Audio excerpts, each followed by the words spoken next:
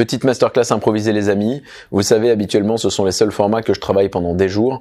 Je prends des notes, je structure, j'essaie de tourner dans l'un de nos studios avec un des vidéastes de l'équipe. C'est plus sympa dans la forme pour vous. Mais voilà, il y a des moments comme ça où c'est aussi chouette de pouvoir avoir une conversation et c'est plutôt dans ce format que ça va se passer parce que, à part avoir structuré mes idées dans ma tête, je n'ai pas pour le coup de plan établi, écrit comme je le fais à l'accoutumée parce que sur ce format et sur ce sujet, j'avais envie de profiter de l'énergie du moment. J'avais envie de profiter du contexte pour pouvoir vous parler justement dans l'état émotionnel qui était corrélé à la période qui me rendait légitime pour l'adresser.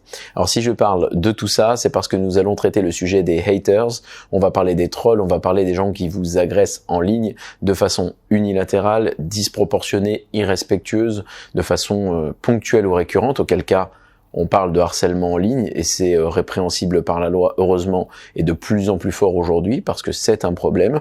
Et je vais bien évidemment essayer de vous donner un prisme de lecture objectif à 360 degrés avec toujours la même démarche, essayer de faire fi de mes propres biais, essayer de donner du contexte et de la nuance afin que ça serve le propos. Et toutes les personnes ici qui écoutent et qui finalement sont des consommateurs de contenu, d'abord parce qu'on en consomme toutes et tous sur les réseaux sociaux, mais également des créateurs de contenu potentiels qui pourraient peut-être en étant des entrepreneurs m'écouter et se poser quelques questions sur la manière dont ils pourraient gérer la houle et peut-être même la tempête si jamais ils étaient en plein milieu d'un assaut massif d'individus qui les critiquent et ou qui les insultent, voire même potentiellement qui les harcèlent. Donc on va essayer de faire ça le mieux possible. Pourquoi justement je ne l'ai jamais traité avant ce sujet? Eh bien simplement parce que je n'étais pas légitime pour le faire. Je le répète souvent, mais au cas où vous tombiez sur cette chaîne par hasard, moi c'est Dompierre et je ne suis pas omniscient. Je suis un étudiant perpétuel, en fait je pense qu'on l'est toutes et tous. Par contre, en effet, j'ai rencontré des milliers de personnes en chemin. C'est mon petit truc à moi. Je les ai d'abord écoutées et après je les ai accompagnés à entreprendre. Et quand tu veux entreprendre, quel que soit le levier, on s'en fout, il faut tout que tu changes. Ton setup, ce que tu croyais par rapport à l'argent, la performance, la gestion du temps perso, pro, ta santé, il y a tout un tas de choses à faire. Ça m'a donné une lecture particulière de certains sujets et j'essaie de vous partager en effet ma mécanique de réflexion. Non pas pour vous donner des réponses qui sont toutes faites et que vous puissiez adouber, valider la pensée de Monsieur Dompierre qui serait au conditionnel quelqu'un de sachant et qui vous amène des réponses universelles parce qu'il n'y en a pas, mais simplement des mécaniques de réflexion vous conduisant à vous poser des questions, vous aidant à trouver vos propres réponses et capitaliser sur votre singularité. Donc tous ces contenus que je crée notamment sur YouTube n'ont pas pour but que vous finissiez à la même peut-être conséquence, conclusion que moi sur une thématique. Peut-être qu'occasionnellement nous aurons des désaccords, ça n'est pas grave du tout, mais par contre que vous puissiez trouver une réponse qui convienne à votre situation, à votre personne, à votre personnalité, et qu'on inclue justement cette capacité d'avoir des conversations calmes sur des sujets sur lesquels peut-être nous pourrions avoir, pas une discorde, mais en tout cas un désaccord ponctuel, et ça n'est pas grave du tout. Donc ce que je fais sur cette chaîne, c'est ça, on élève ensemble notre niveau de conscience et on partage des mécaniques de réflexion. Et donc comme je ne suis pas omniscient, et comme je ne veux surtout pas que vous me mettiez dans la posture du type que vous écoutez pour tout et à qui vous posez des questions sur toutes les thématiques, eh bien je le précise très clairement, il y a tout un tas de sujets que je n'adresse pas et ou que je n'adresserai pas parce que je n'ai pas le crédit pour ça, je n'ai pas l'expérience vécue pour ça, et moi, mon peu de savoir ne vient pas de ce que j'ai appris dans des bouquins, bien que j'en ai lu, mais vient majoritairement de ce que j'ai vécu sur le terrain en rencontrant des gens. Donc je ne me voyais pas créer une vidéo dans laquelle je vous donne des grandes leçons de morale sur la manière dont on devrait au conditionnel gérer ses émotions quand on vit par exemple des agressions en ligne, qu'elles soient isolées ou qu'elles soient massives en termes de volume, alors même que je n'avais jamais processé moi-même ce type de situation. Donc voilà comment je fonctionne. C'est la raison pour laquelle j'en avais pas parlé. D'ailleurs, ça n'est pas une sollicitation de votre part. Ce qu'il a été, c'est quand j'ai fait le teaser de cette masterclass, eh bien, vous m'avez beaucoup demandé, tiens, d'ailleurs, Dompierre, on observe que tu n'as pas de haters en ligne. Et en effet, je n'en ai jamais eu historiquement. C'est pour ça que je ne pouvais pas vous expliquer ce que je pensais de la situation. J'en avais une idée théorique, mais il faut toujours vivre les choses pour dire, voilà, maintenant, je peux t'en parler. C'est beau d'avoir des principes, des valeurs et des grandes idées, mais quand ça t'arrive, je veux voir comment tu gères tes émotions. Donc c'est pour ça que je n'avais pas trop cette thématique avant à aborder, mais vous m'avez beaucoup demandé, quand j'ai fait le teaser, donc comment ça se fait que t'en as peu, et comment ça se fait que tu es indétrônable et que tu parais vraiment un type tellement ancré qu'on a l'impression que rien ne peut abîmer ta confiance en toi et que rien ne peut t'impacter. Je vous le confirme. Alors, mon état émotionnel du moment en dit long. Vous êtes là en ce moment même à l'instant où je viens d'observer une vague de commentaires assez hallucinant sur une vidéo décontextualisée que j'ai créée. Donc je crée des contenus d'1 à 3 minutes entre TikTok et Instagram, et il y a des comptes de motivation qui ont repartagé des vidéos, petits extraits de ces courtes vidéos. Donc en gros, vous avez des extraits de 9 secondes qui sont totalement décontextualisés avec juste une punchline qui sont intéressants, mais décontextualisé où il n'y a pas le début, il n'y a pas la fin, donc sujet à une mésinterprétation de l'audience, qui sont repartagés sur des groupes de motivation, des sites et des comptes de motivation. Donc il y a à date, je pense, 4-5 comptes que j'ai référencés sur Instagram et une dizaine sur TikTok qui ont des vidéos qui sont entre 500 000 et 4 millions de vues pour la plus vue d'entre elles. Donc il n'y a pas que des commentaires négatifs bien évidemment sous ces vidéos, mais je vais vous donner un cas d'école et je vais vous donner justement une étude spécifique de mon propre cas. On va analyser ensemble tout ça pour que je puisse vous aider et que ça vous serve. Donc il faudra faire dans cette vidéo l'exercice de la transposition, c'est-à-dire que tout ce que je vais vous confier est toujours centré au propos et pas égocentré, et je ne ferai pas un storytelling de ce cas particulier parce que ça m'atteint particulièrement, mais justement parce que je veux que vous compreniez comment j'ai processé d'abord l'injustice, ensuite l'impuissance, puis l'action à mener pour le mettre au bon endroit et faire d'une fatalité une force, notamment d'une situation comme celle-ci, instantanément une vidéo pour que ça serve justement, parce que je suis pas dans la destruction ou la critique mais la construction. C'est la différence avec les personnes dans cette posture d'ailleurs. Donc on va parler de ça dans cette vidéo et je vais aussi essayer de vous donner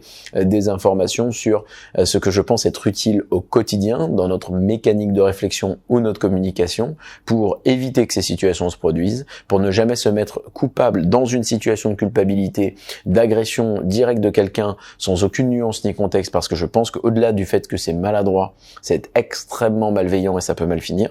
C'est pour ça qu'il y a des guerres dans le monde, parce qu'on ne sait pas communiquer, qu'on va vite, qu'on fait des raccourcis et des quiproquos. Donc on va parler de tout ça, parce qu'à la fin de chaque masterclass, j'essaye pas seulement de faire des constats de problématiques, mais également de vous donner des orientations sur les solutions.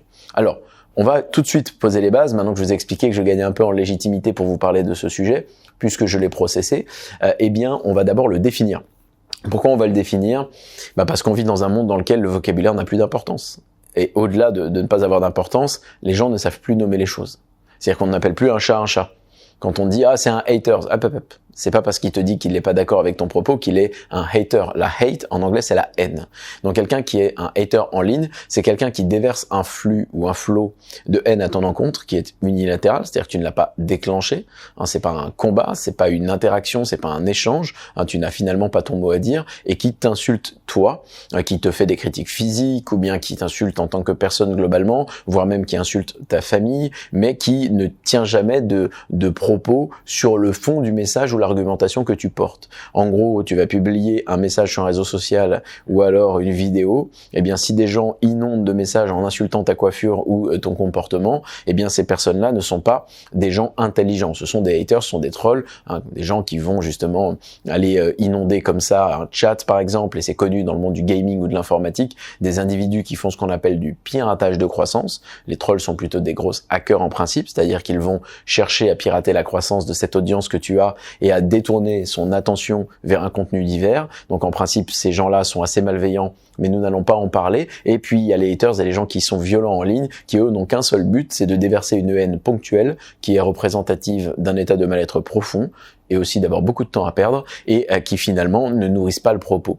Donc il faut savoir situer les choses pour ne pas tomber dans le biais de dire que dès qu'une personne te critique ou remet en question ton propos, elle est forcément un hater. C'est pas vrai du tout. Moi, quand quelqu'un me répond à l'argumentation et me dit « j'émets une réserve », je suis pas vraiment d'accord, je pense ceci, je pense cela, ça me plaît et j'écoute et je trouve ça génial. J'ai eu récemment sur l'un de mes derniers réels Insta d'ailleurs un échange très intéressant avec quelqu'un qui m'a parlé je parlais de ma vision de la politique là-dedans, et qui m'a parlé des travaux de certains auteurs et de certains individus qui ont pensé la chose un peu plus en profondeur. J'ai trouvé ça super. Il m'a suggéré une vidéo, je suis allé la voir, alors qu'au début, cette personne était un peu agressive. Et justement, la hauteur d'esprit que j'essaie d'incarner et que je vous recommande, c'est celle d'être capable de faire fi de la forme pour écouter le fond, sinon vous allez devenir arrogant, arrogante, vous allez devenir suffisant, suffisante et vous allez devenir des petits cons. ou des petites connes. Donc on va éviter ça les amis si vous voulez bien. Je ne suis qu'un tout petit atome dans le monde. Je veux dire, j'ai réalisé quoi moi aujourd'hui pour pouvoir, je sais pas moi, dire que on ne peut rien me dire, que je sais tout. J'ai jamais eu ce truc-là. Alors, je suis quelqu'un qui sait se défendre et qui est assez rude quand il y a de l'injustice, on y viendra. Mais par contre là, quand quelqu'un objecte sur le fond et qu'il est maladroit, je ne vais pas l'insulter sous prétexte qu'il a été maladroit dans la forme. Je vais toujours dire, écoute, je trouve ton message un peu rêche, un peu rude, peut-être un peu trop direct, mais j'entends le fond. C'est très intéressant ce que tu dis. Je pense que malgré tout ça, et si tu peux étayer l'argumentation, je veux bien. Il y a des gens par exemple qui m'ont objecté des choses sur certaines vidéos, c'est très très rare. J'ai dit tiens, est-ce que t'as pas une idée d'un auteur qui parle de ça? Est-ce que t'as une référence qui te permet de donner ce contre-exemple qui finalement semble être ta conviction? Allons un peu plus en avant. Bon, je suis déjà atterré de voir que 99% du temps, les gens n'ont pas d'arguments fondés, ou en tout cas n'ont pas d'éléments qui structurent leurs convictions et qu'ils avaient juste envie d'objecter. Et j'observe aussi qu'il y a majoritairement des gens qui sont dans la critique unilatérale, inutile et stérile, non pas du propos, mais de la forme, par exemple. Et ça ne sert pas du tout l'agrandissement de notre conscience ou de notre évolution. Ça ne sert les intérêts de personne à part de se défouler. Donc il faut identifier. Est-ce que la personne en face de moi est en train de se défouler? Est-ce que la personne en face de moi est en train de nourrir le propos? Auquel cas, moi je n'ai pas de grief et je vais vous expliquer pourquoi. Encore une fois, au cas où vous ne l'ayez jamais entendu, parce que je ne suis pas là pour avoir raison, je suis là pour résoudre l'équation. Devant moi, j'ai tout un tas d'équations multifactorielles.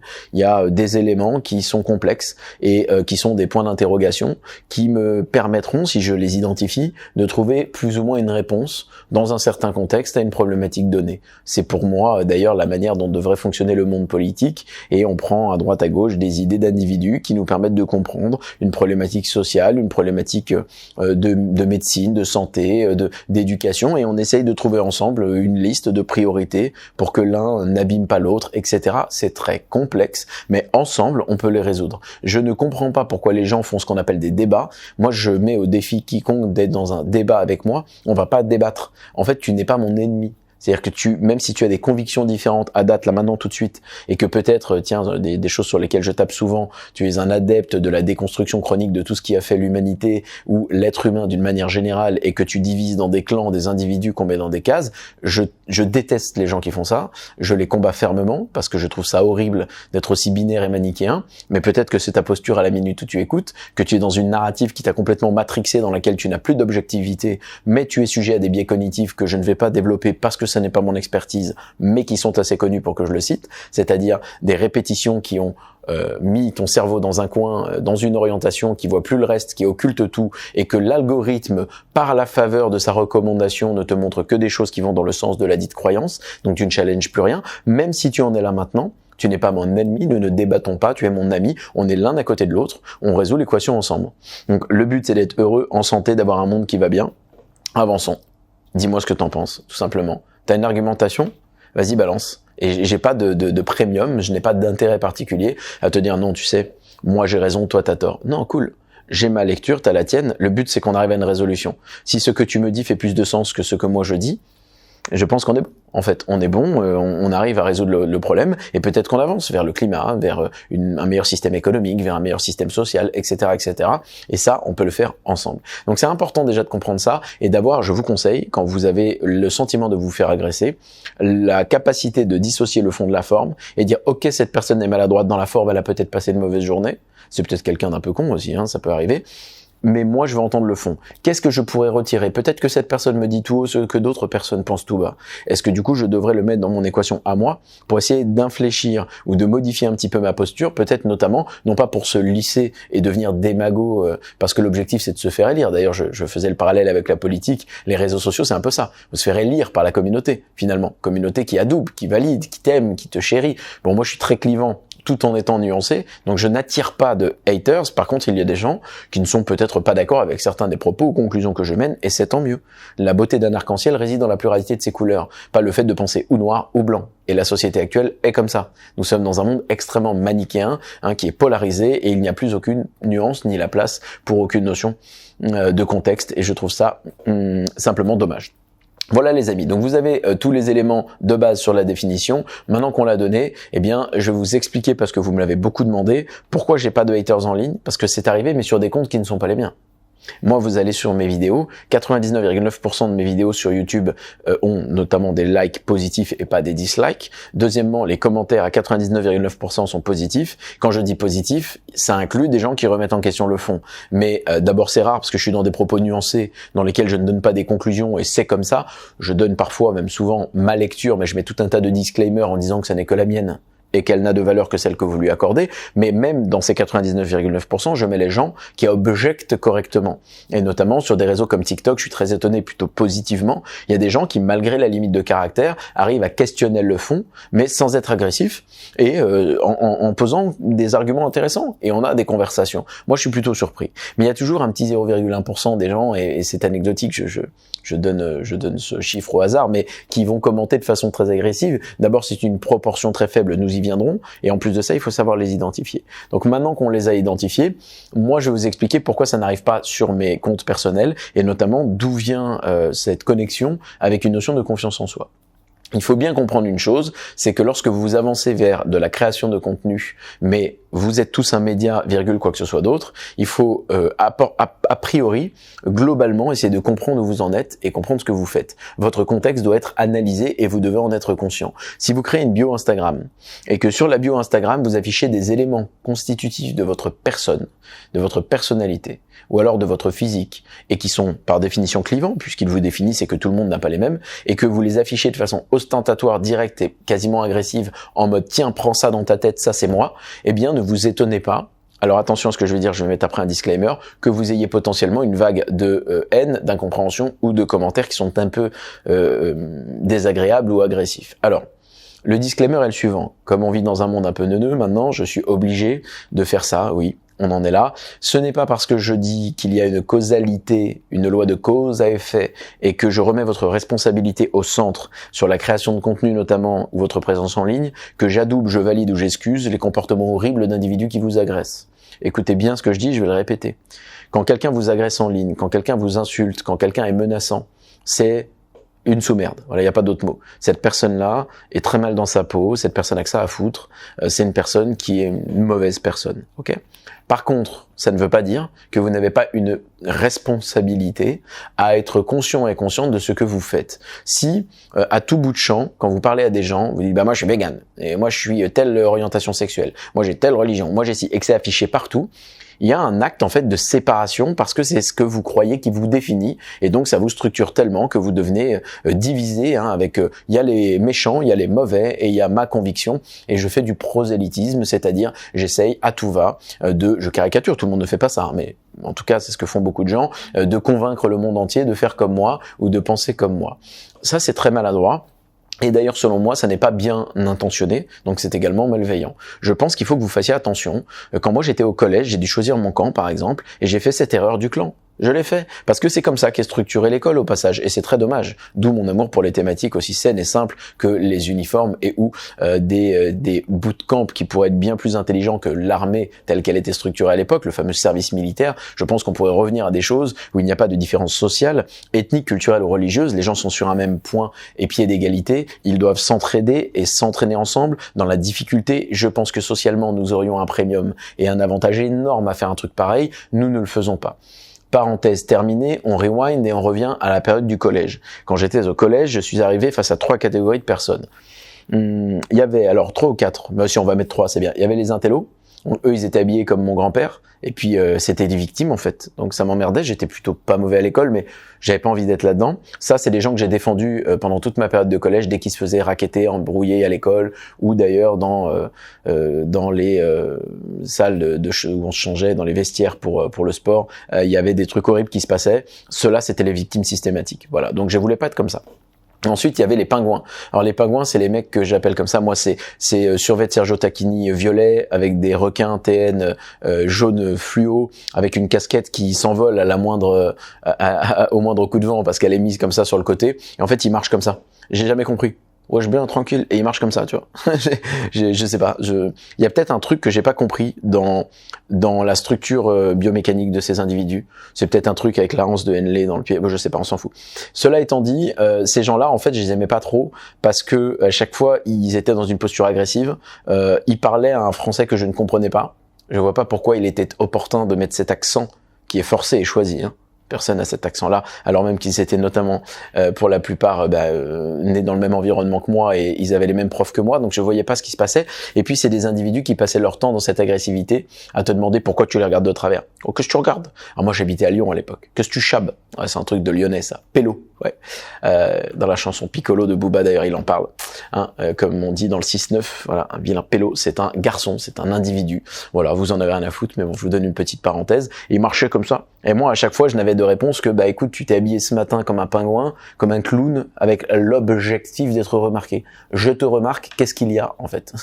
À la seconde où il se passe ce que tu as voulu et ce que tu as prédéfini par ton comportement, notamment ton choix vestimentaire du matin et ton attitude, pourquoi me le reprocher? Donc ça partait en bagarre tout le temps. Il m'appelait Tyson à l'époque au collège, donc c'était pas vraiment mes copains.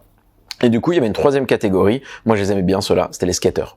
En fait, c'était des roots, tu vois. C'était des mecs tranquilles, ils étaient chill, voilà, ils fumaient des clopes et autre chose d'ailleurs, j'en ai jamais touché de ma vie, j'en suis très très fier, on y viendra juste après, mais en tout cas, j'étais heureux d'être avec eux parce qu'on faisait du skate, on rigolait, on était chill, on était habillés en baggy, mais par contre voilà, j'avais adopté la tenue vestimentaire par mimétisme, le comportement, j'avais les mêmes rythmes horaires qu'eux, hein, je faisais à peu près la même chose, les devoirs au même moment, comme ça nous on pouvait sortir dans la rue, on faisait du skate, on rigolait, puis après, on faisait des petites soirées le week-end, quand on commençait à avoir 13, 14 ans sur la fin du collège, on fait ce genre de petites choses, hein, tu passes des moments assez sympas. Nous, c'était un peu plus enfantin qu'aujourd'hui, hein.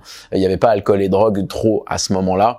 Nous, c'était plutôt un sujet du lycée et des études supérieures. Notre génération actuelle, c'est à 11 ou 12 ans, c'est déjà un sujet. Bon, c'est comme ça. Et donc, j'avais accepté les rythmes de ce clan-là. Eh bien oui, il y avait en effet une opposition et qui était ressentie comme systématique par les autres, qui, à l'inverse, nous provoquait la même réaction. Et en fait, ça c'est humain, hein. C'est la raison pour laquelle il y a des styles vestimentaires, il y a des postures, il y a des façons de s'exprimer, il y a des véhicules, des montres, il y a tout un tas de totems. Ce ne sont pas des concepts que je maîtrise, donc je ne vais pas en parler, mais je sais qu'ils sont parfois nommés ainsi et qui permettent d'identifier une catégorie sociale ou une typologie de personnes, une catégorie sociale qui ont une croyance commune, et ça donne comme ça une espèce de, tu vois, de signal, hein, de feu vert ou rouge ou peu importe, qui dit « Hey, moi je suis de ce clan-là ». Et donc on a une part de responsabilité, tout ça pour dire que on a une part de responsabilité, à la fois comment on se présente au monde, comment on s'habille, comment on s'exprime, ce qu'on écrit dans une bio Instagram, ce qu'on met dans un post, ce qu'on met dans une vidéo, le contenu que l'on partage, tout ça,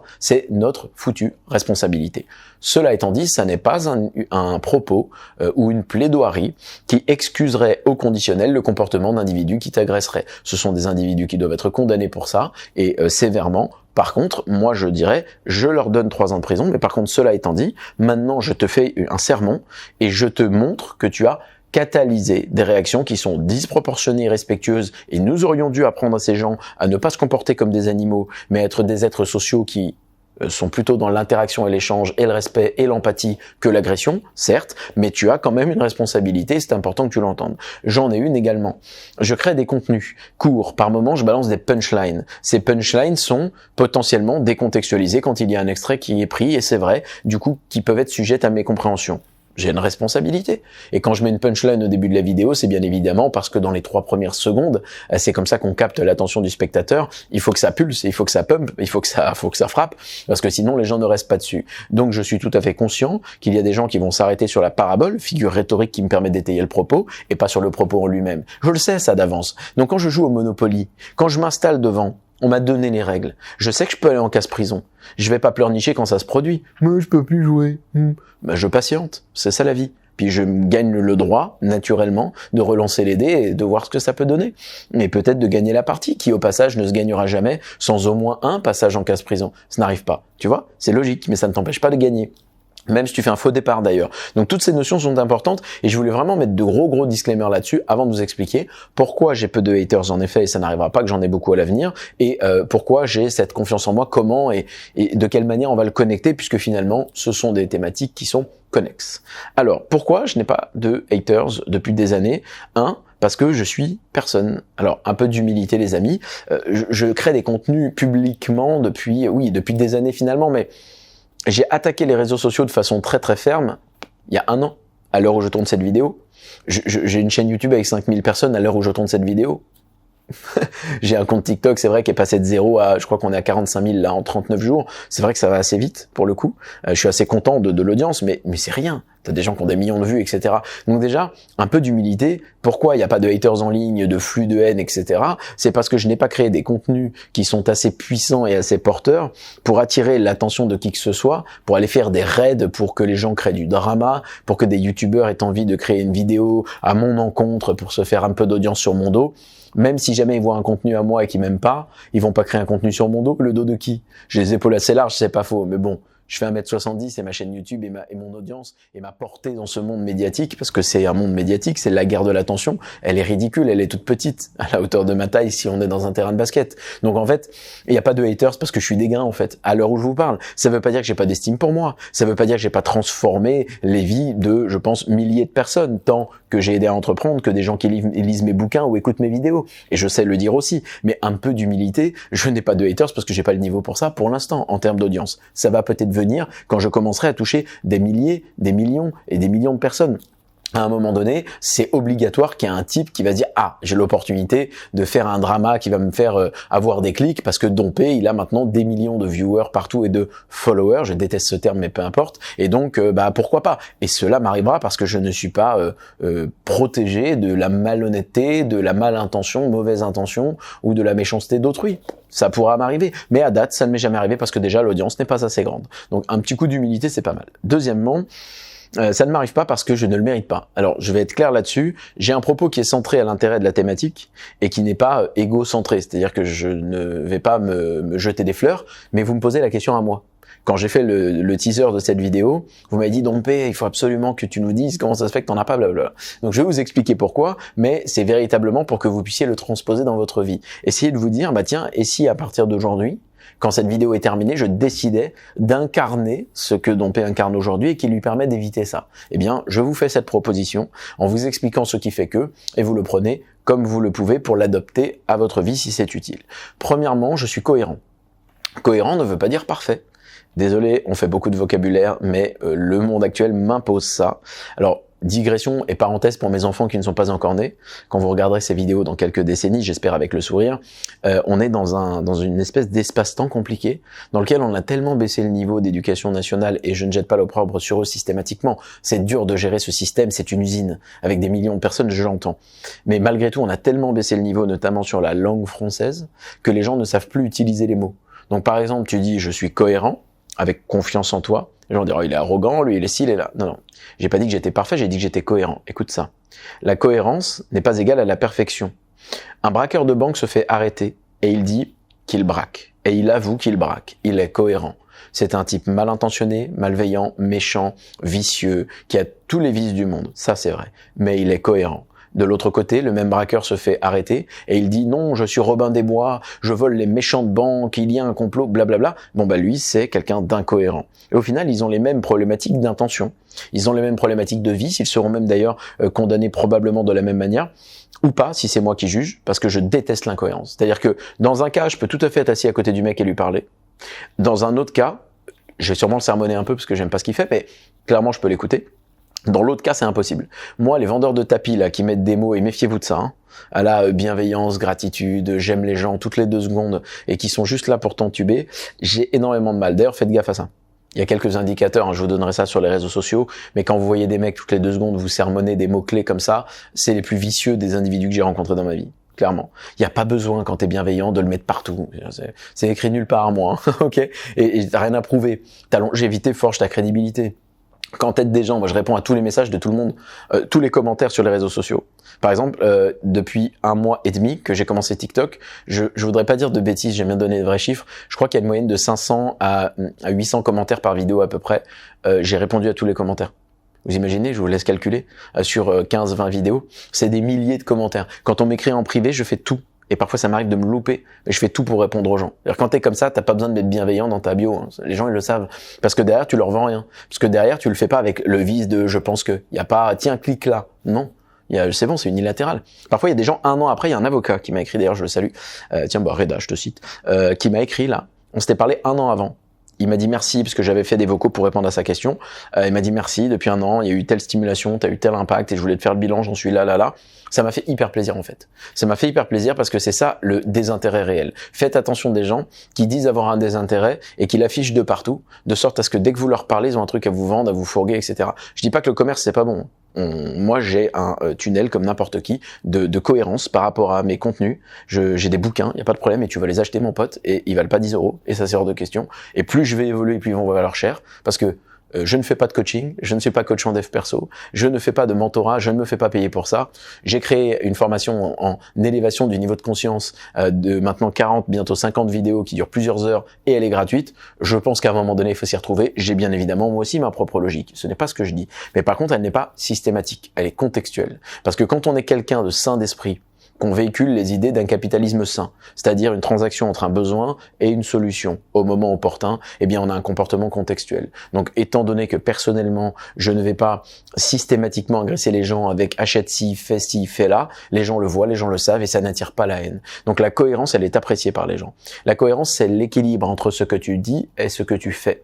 Quand vous voyez des influenceurs, sur les réseaux sociaux par exemple, qui se font démonter. Parce que les gens sont d'une violence extrême. Je ne valide pas la violence, mais par contre je comprends la mécanique. Les gens détestent le fait qu'ils aient dit ça. En fait, ça se passe là.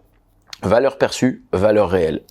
Cette dissonance fonctionne pas. Les mecs parlent de valeur de ci, de là, et en vérité, ils font tout l'inverse. Eh bien, c'est cette incohérence qui fait que parfois on paye le prix de critiques massives, et c'est ma cohérence dans ma posture qui fait que de toute ma vie, on m'a jamais rien dit parce que ça n'était pas mérité. En plus de cette cohérence et ces connexes, je ne traîne pas de casserole, et tous les gens qui pourraient me critiquer ont tous une cuisine Schmitt au cul. On va être clair, que ce soit dans l'écosystème entrepreneurial, que ce soit dans le monde de l'information, que ce soit sur les réseaux sociaux, les gens, ils ont tous des trucs sous le tapis. Moi, pas. Alors, entendez bien, encore une fois, je ne suis pas un être idéalement parfait, j'ai fait tout plein d'erreurs. J'ai fait des erreurs de forme, j'ai fait des maladresses, des choses que j'aurais voulu faire autrement. J'ai sûrement eu des comportements un peu excessifs, parfois, c'est humain. Je sais pas, moi, j'ai peut-être blessé des gens, vexé des gens, c'est possible. J'ai probablement fait des choses ou pris des décisions que je ne prendrais pas aujourd'hui avec le niveau de connaissance, de sagesse que j'ai. C'est clair que je le ferai pas. Mais par contre, je n'ai jamais eu de mauvaises intentions. Personne qui m'a croisé peut te dire ce type a eu une intention négative ou néfaste à mon encontre, ou cet individu m'a trahi, ou il n'a pas tenu sa parole, ou il m'a dit ça, il a fait l'inverse, ou attention, j'ai entendu que ci, que là. Rien. À 12 ans, il s'est passé un truc et je vais vous expliquer ce qui m'est arrivé à moi. Si ce déclencheur peut être vôtre, après avoir vu cette vidéo, on a gagné ensemble. J'ai pas fait cette vidéo pour rien. Mais moi, ça s'est passé à 12 ans, ce que j'appelle mon passage à l'état adulte. Celui où j'ai compris que j'étais conditionné par des gens qui pouvaient faire des erreurs, que je n'avais rien décidé de ce qui m'avait conditionné, et que finalement, j'allais prendre un peu de hauteur là-dessus. À l'âge de 12 ans, après avoir vécu des choses rudes, parfois dignes de scénarii à la Tarantino, donc j'en parlerai dans mon 5e bouquin, donc je vous tiens en haleine, vous aurez l'occasion de découvrir certaines choses qui vont vous surprendre, mais qui m'ont structuré, et j'ai aussi vécu des difficultés familiales et par procuration, ou moi-même, vu des choses très rudes, et un jour j'ai promis à ma mère, elle se souvient forcément de ce moment, puis elle regarde toutes les vidéos, donc je lui fais un bisou, j'ai promis à ma maman que j'allais construire une vie dans laquelle je prendrais les qualités des hommes qui m'ont inspiré, et des femmes, mais nous avions un sujet genré pour le coup, moi qui n'aime pas ça, mais à l'époque c'était ça, et dans laquelle je ferais fi de leurs défauts, une vie dans laquelle mes enfants ne pourraient jamais, de leur vie au grand jamais, être déçus, avoir une larme à l'œil quand quelqu'un leur storytell un truc du passé, mais seraient intégralement fiers de l'homme que je suis. Et de mes 12 ans à aujourd'hui, ça a été un fil conducteur de toute ma vie. D'ailleurs, je me permets la digression, on est dans un moment intime, c'est une conversation, donc finalement je peux vous en parler. J'ai un jour rencontré un homme de foi, peu importe de quelle religion, parce qu'on s'en fout, et c'est justement le mot. Ce qui compte, c'est d'avoir une posture, un comportement.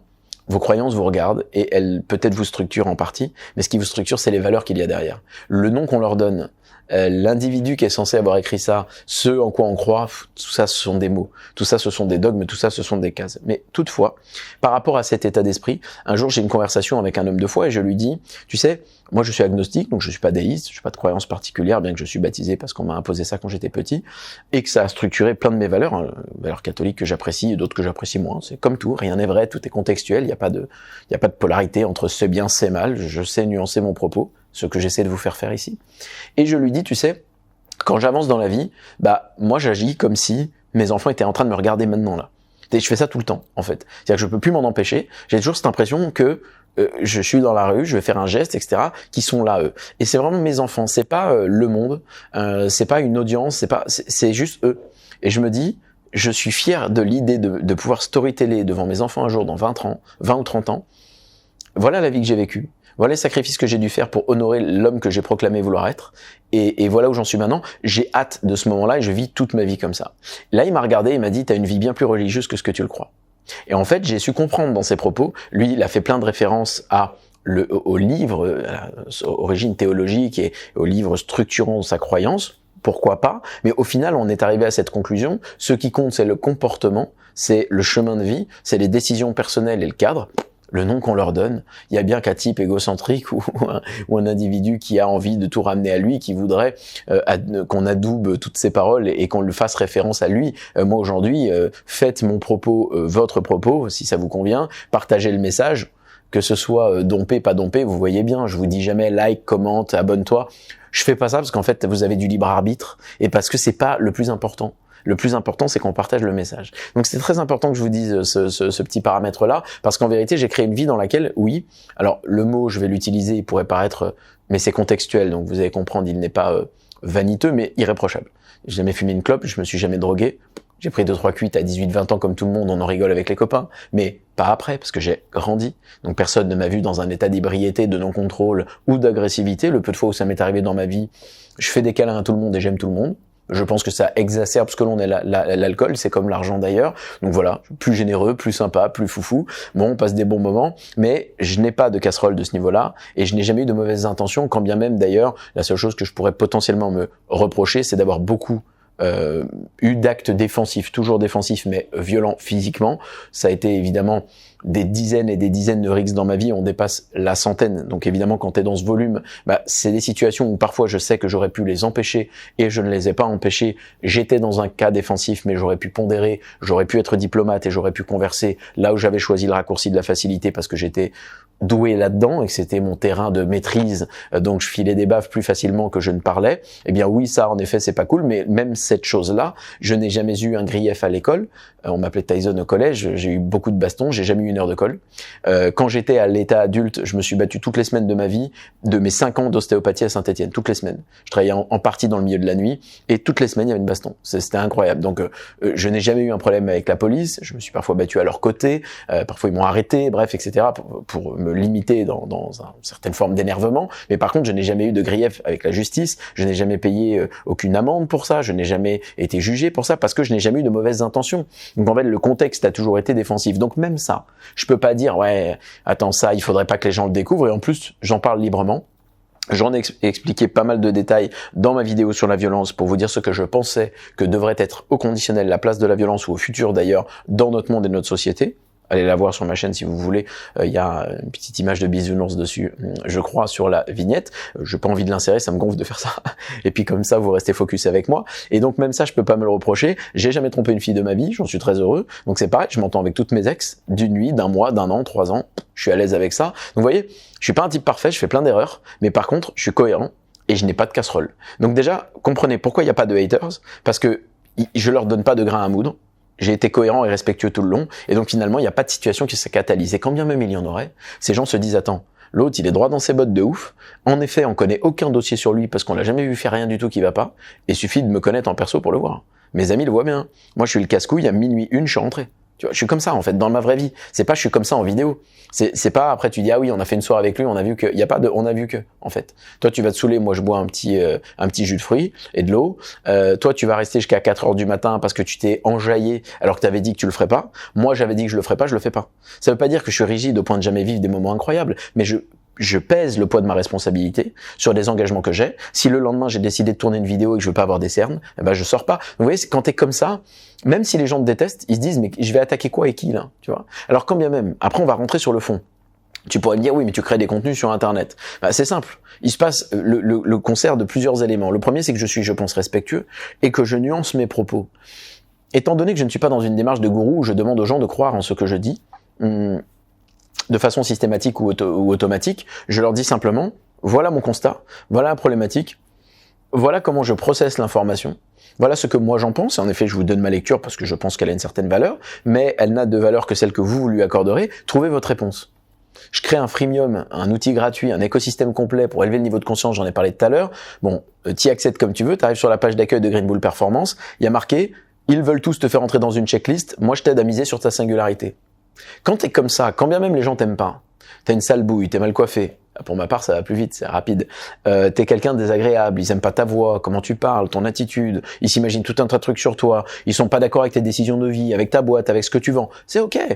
Je suis relax avec ça. Quand bien même ils t'attaquent pas, je suis relax avec ça parce que qu'est-ce que tu veux qu'ils attaquent? Je suis dans la nuance tout le temps. Quand je combats une portion justement d'une communauté, je l'ai un peu fait tout à l'heure en donnant des petites punchlines, c'est une proportion d'une communauté, j'ai contextualisé avant, mais ça n'est pas tout le monde. Donc il n'y a pas d'agression ressentie par ces gens-là, assez pour que je puisse subir le courroux d'une agressivité isolée ou de masse qui soit conséquente à une création de contenu. Donc ça n'arrive pas en fait, parce que mes propos sont nuancés et que quand on contextualise autant que je le fais et qu'on est dans la pondération, parce que je pense en vérité que ça n'est pas le truc du Suisse qui n'a pas d'opinion.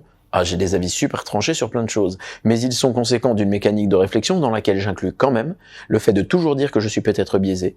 J'en parlais hier avec mon ami Yann, on avait une conversation sur l'amour.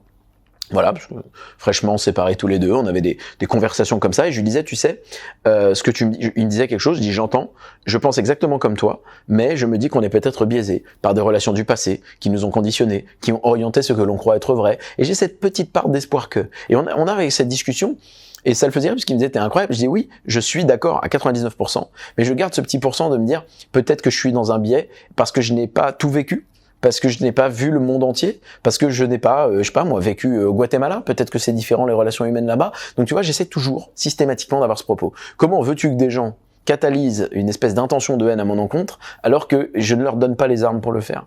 Et quand bien même ils le feraient, je ferais pas une vidéo de contre-débat, drama, etc. C'est perdu d'avance.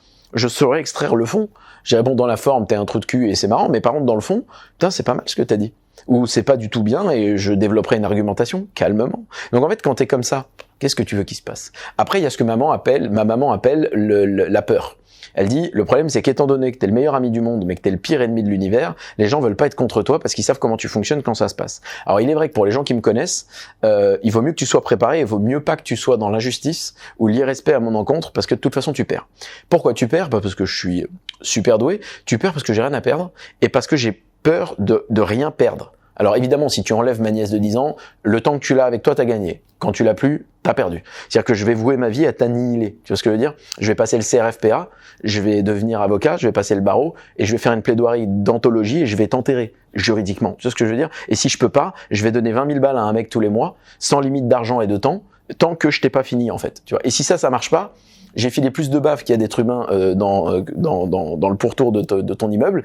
Donc clairement, je suis préparé, tu l'es pas. Donc en fait, de partout, et ma mère dit souvent ça aux gens, elle dit vous avez peur de parler à Dompé parce qu'en fait, il a une part de dangerosité, parce que 1, il est cohérent, parce que 2, il est irréprochable, parce que 3, il nuance ses propos, donc il donne pas le grain à moudre, mais surtout 4, et c'est plutôt ce qu'elle dit elle, parce qu'il se prépare mieux que vous, et parce que c'est quelqu'un qui est prêt à tout perdre pour ses principes et ses valeurs s'il a l'impression d'être agressé injustement. Et en fait, historiquement, j'ai toujours fait comme ça. Donc mes proches ont une espèce de rétention à me parler, et notamment sur des sujets profonds, parce qu'ils savent qu'ils sont pas préparés de la même manière que moi, et que si ils commencent à parler de façon très irrespectueuse de choses qui sont fausses, d'inventer ou de ci ou là, ça va créer une rupture dans nos relations, et une situation dans laquelle je vais être très rude.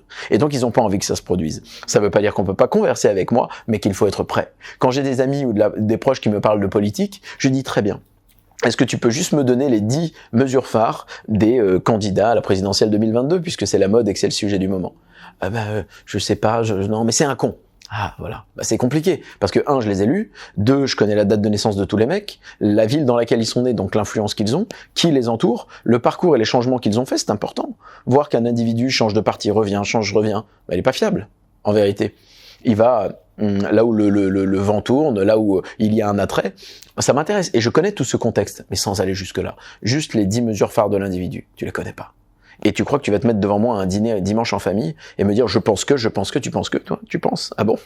Et sur quelle base en fait? Et donc oui, c'est très chiant. Mais quand t'es comme ça, en fait, tu catalyses pas de hate et de haine, et quand bien même tu la catalyses, les mecs savent qu'ils sont pas prêts de toute façon. Et ça n'a rien d'arrogant, parce qu'il faut bien être clair dans ce que je viens de dire et le nuancer. Quand on me parle d'un sujet que je ne maîtrise pas, mes propos sont toujours les mêmes. Je ne suis pas légitime pour en parler, et je n'ai que des a priori, donc je te donne pas mon avis. Et ça, il se passe pas une semaine sans que 2 ou 3 fois sur Instagram, je réponde un vocal à quelqu'un en disant « Merci pour ta question et ta confiance, je ne suis pas omniscient, je ne suis pas légitime pour t'en parler, je vais fermer ma bouche en fait. » Comme sur le sujet des haters, j'ai attendu d'en avoir pour traiter cette masterclass, tout simplement. Et là, vous comprenez mon intérêt. Donc en vérité, ma logique plutôt. Donc ici, ce que je veux que vous compreniez, c'est que je suis une personne assez rude et qui est prête à tout perdre quand il y a un mécanique d'injustice ou quand on me menace. Alors, j'aimerais que vous compreniez ça parce que cette dangerosité, être confiant au point d'être dangereux, c'est-à-dire de faire peur aux gens qui voudraient vous agresser, je veux que vous la développiez. Aujourd'hui, on vit dans un monde où dès que tu dis ça, tu vois, il est arrogant, lui dis donc, oh là là, je comprends pas. À chaque fois qu'on me répond des trucs comme ça, ce qui arrive dans 0,01% des cas, encore une fois, c'est très rare, mais le peu de fois où on me le dit, je réponds toujours la même chose. Écoute mec, on est un des pays qui consomme le plus d'anxiolytiques et d'antidépresseurs au monde, et tu vas me reprocher un état de confiance en moi indétrônable? Ah, sûrement pas. Parce que là où toi tu vois un défaut, moi je vois une qualité immense. Qualité immense parce que justement, ça n'est pas utilisé n'importe comment. D'accord? C'est pas utilisé brut pour point, dès qu'il y a un truc, le type il te met sa confiance en lui sur la table, il est agressif, il écoute personne. C'est tout l'inverse de moi ça. Par contre, dans des situations où je sais que je suis plus armé, où je suis plus stable, où je suis plus formé, où j'ai lu 32 méta-analyses, tu sais même pas la différence entre ça et une étude randomisée, etc. Tu fais pas ces choses-là, c'est même pas que tu les as lues, c'est que tu sais même pas la différence entre les différents niveaux d'études. Oui, je suis hyper sévère. Mais par contre, si tu arrives armé, clairement, tu as une argumentation, tu me causes et tu me présentes les choses, je suis le type qui change d'avis le plus vite possible. Tu vois? Mais je veux que tu développes cette dangerosité. Et ce mot, il est là, je veux que tu deviennes dangereux. En fait, je veux que les gens ils aient peur de t'agresser, en fait. Parce que tu crées une réputation, parce que tu crées une légende personnelle. C'est un peu chevaleresque dit comme ça, mais ça fait partie un peu des valeurs que je défends. Et je pense que c'est important que tu crées une attitude et une posture dans laquelle toi aussi, demain, tu es irréprochable. Dans laquelle toi aussi, demain, tu es cohérent. Alors évidemment, on pourrait me dire en commentaire, Dompé, tu m'as motivé, j'ai envie de reprendre ma vie en main, etc. et de développer un nouveau moi. Mais j'ai un passé, accepte-le. T'assumes, t'es un homme, t'es une femme, soit, j'allais dire soit un bonhomme, mais t'as compris. Soit un être humain qui assume. Tu te mets là maintenant devant tes proches, tu mets autour de la table, tu dis j'ai fait ça, ça, ça. Et vous saviez pas, j'ai fait ça, ça, ça aussi. Tu livres tout. Et tu dis mais maintenant il y a un nouveau moi. C'est terminé. Je vais changer.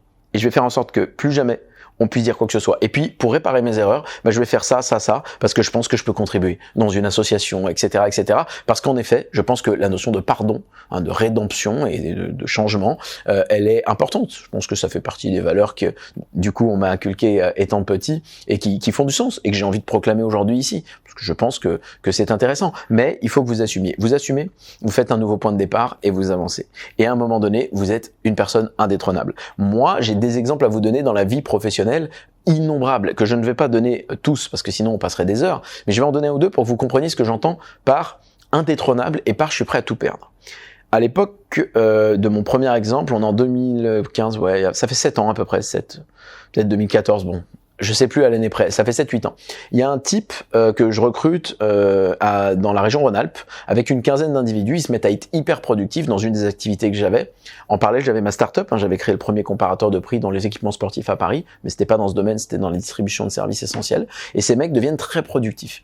Et je sais pas, sur mes revenus net, après impôts, etc., dans ma poche, je pense que lui et son équipe me rapportaient peut-être 3 000 euros net par mois quand même. C'était beaucoup, tu vois. À l'époque, j'étais pas fortuné non plus, donc j'avais pas le même niveau de revenu qu'aujourd'hui, je suis pas fortuné mais vous avez compris, et très clairement c'était énorme par rapport à ma proportion de revenu total, ça devait être peut-être 20% des revenus net que j'avais à la fin de la journée après avoir payé tous les impôts et les charges. Donc c'était hyper élevé et ils avaient de l'importance. C'est des types que de loin j'aimais pas trop. Alcool, histoire un peu sombre de leur vie privée et intime, on va dire ça comme ça, mais je ne voyais rien directement, j'étais toujours un espèce de témoin passif de récits que l'on me faisait. Ça commençait à être un peu compliqué, donc déjà il y avait un contexte. Dans ce contexte-là, on aidait plein de gens, j'avais des centaines et des centaines de collaborateurs et collaboratrices, donc je pouvais pas être partout. J'habitais à Nice et puis je voyageais partout aussi, donc ils étaient partout dans toute la France et l'Europe, je pouvais pas être qu'avec lui. Et un jour il m'appelle, je suis sur la promenade des Anglais, et j'oublierai jamais ce moment, le type, j'allais courir. Le type me fait un caca nerveux. Oui, je suis désolé, pourquoi tu passes du temps avec eux? Et là, il me parle de 2 couples d'amis que je salue, qui se reconnaîtront d'ailleurs, et l'un d'entre eux vient de quitter la maison. C'est-à-dire que l'un d'entre eux, ils ont 2 enfants maintenant et ils sont des merveilleuses personnes, sont des vrais amis, et ils étaient 4 jours en vacances chez moi, là, ils sont venus tous les 2, ils ont laissé les enfants aux grands-parents pendant les vacances, et on a passé un super moment. Pourquoi je vous parle d'eux? Parce qu'en fait, il a commencé à les insulter en disant oui, ils te rapportent rien, eux ils feront jamais rien dans ce business, machin, etc. Vous savez quoi? Il avait complètement raison. Ils se sont très fortement élevés personnellement, donc notre interaction a été utile et ils ont grandi en tant que personne, mais ça ne crantait pas. Hein, c'est comme dans un Tetris, hein, tu mets pas un triangle avec un carré, il faut à un moment donné qu'il y ait une espèce de timing, et ça n'est pas un problème qu'un outil donné, qu'un business donné ne convienne pas à une personne donnée. Elle peut faire autre chose en fait. C'est la pluralité des outils, c'est ça la beauté du monde. Et moi je suis pas un type qui pense qu'il y a qu'une seule manière de réussir. Donc du coup je lui réponds à ce moment-là ce que j'ai aujourd'hui je suis à cœur et que je suis très fier d'avoir répondu, parce qu'aujourd'hui ce sont des amis. Tu as raison, et peut-être qu'ils me rapporteront jamais d'argent, et c'est le cas. Pendant des années, on a bossé ensemble et c'est pas des gens qui ont été profitables économiquement, mais nous sommes devenus de vrais amis. Alors que lui, c'était le trou du cul du coin qui me rapportait beaucoup d'argent, mais qui n'avait pas de valeur. Et donc, je lui dis, tu as raison, mais je divise mon temps non pas en fonction de ce que tu m'apportes, mais en fonction de ce que tu as comme intention, parce que je veux faire un business sain. Et ces personnes-là sont bien intentionnées, donc je leur donne du temps, et c'est pas parce qu'ils sont pas productifs aujourd'hui qu'ils le seront pas demain. Donc je suis un type juste, voilà, j'équilibre mon temps. Et là il me dit, écoute, si tu passes pas plus de temps avec nous qu'avec eux, que ci, que là, moi je te le dis, j'arrête et ça va faire du mal à ton business. Et là, il me menace. Alors, il faut bien comprendre ce que fait la menace chez moi. Je suis un type complètement taré sur ce sujet-là. À la seconde où on me menace, c'est fini pour la personne en face. Donc en fait, ce qui s'est passé, j'ai dit, tu me menaces de me faire une béquille? Bah, j'ai pris la scie, je me suis coupé la jambe. J'ai dit, qu'est-ce qu'il y a maintenant? C'est-à-dire que je l'ai au téléphone, hein, j'ai même pas attendu qu'il termine la phrase. J'ai dit, écoute mon garçon, toi et ta bande d'abrutis, c'est terminé. Vous bossez plus avec moi, c'est fini, en fait. Il dit, mais non, mes trucs, non, c'est fini, en fait. C'est-à-dire, je vais te montrer qui je suis maintenant. C'est fini. C'est-à-dire que non seulement ces gens me rapportent pas trop d'argent, donc j'aurai pas la compensation de ma décision. En plus, toi, tout ce que t'apportes en chiffre d'affaires et en rendement, ça va être terminé. Mais maintenant, tu dégages. Quand tu fais un truc pareil, mais les gens autour de toi, ils se disent, l'autre, il est fou. Qui fait ça? L'autre, il construit pendant des années, il passe des heures, il fait des voyages, il fait l'année en question, je sais pas, j'ai dû faire des dizaines de milliers de kilomètres avec la voiture. C'est énorme. Je peux pas donner le chiffre parce que j'ai plus en tête, mais c'était énorme. Je parcourais la France tout le temps, je faisais 3 conférences par semaine, j'étais partout, tu vois. J'avais mes bureaux à Paris, à République pour la start-up en plus, enfin, c'était la folie. On commençait à embaucher, on voulait lever des fonds, j'étais sur tous les fronts en même temps. J'étais même intervenant dans plusieurs écoles de commerce entre Nice et Paris parce que on me demandait parfois de faire des conférences en tant qu'invité et c'était assez sympa. Donc j'avais un planning qui était complètement dingue. Je ne pouvais vraiment pas optimiser mon temps parce que j'avais un planning qui était à fond et à ce moment-là, je décide de faire ça. Mais les gens quand ils voient faire ça, tes proches notamment ou tes amis ou tes associés, ils disent l'autre, il a un problème. En fait, on n'a plus de levier sur lui. On n'a pas de levier si Dompé il fait des trucs pareils. Au bout de 10 ans, qu'est-ce que je fais?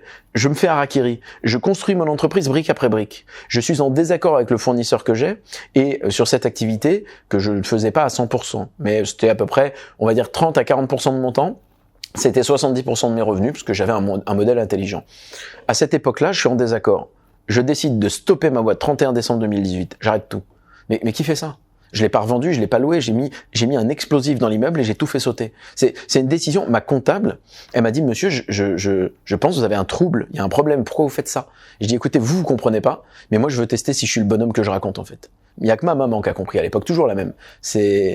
C'est pas la famille pour rien. Elle m'a mis au monde, les amis. C'est la meilleure au monde. D'ailleurs, je leur fais un bisou. C'est important parce que on oublie souvent. Hein. On donne beaucoup d'importance à des personnes qu'on rencontre en chemin et on oublie les vraies personnes qui sont importantes et qui, je pense, sont en train à la minute où je vous parle, parce que vos parents sont, je l'espère, pareil, de prier pour quitter ce monde avant vous et donner un maximum de valeur à votre existence. Je pense que c'est un amour inconditionnel qui est quasiment d'ailleurs ésotérique, que j'ai même du mal moi à concevoir et que je trouve admirable. Bon, il y a quelqu'un qui a compris.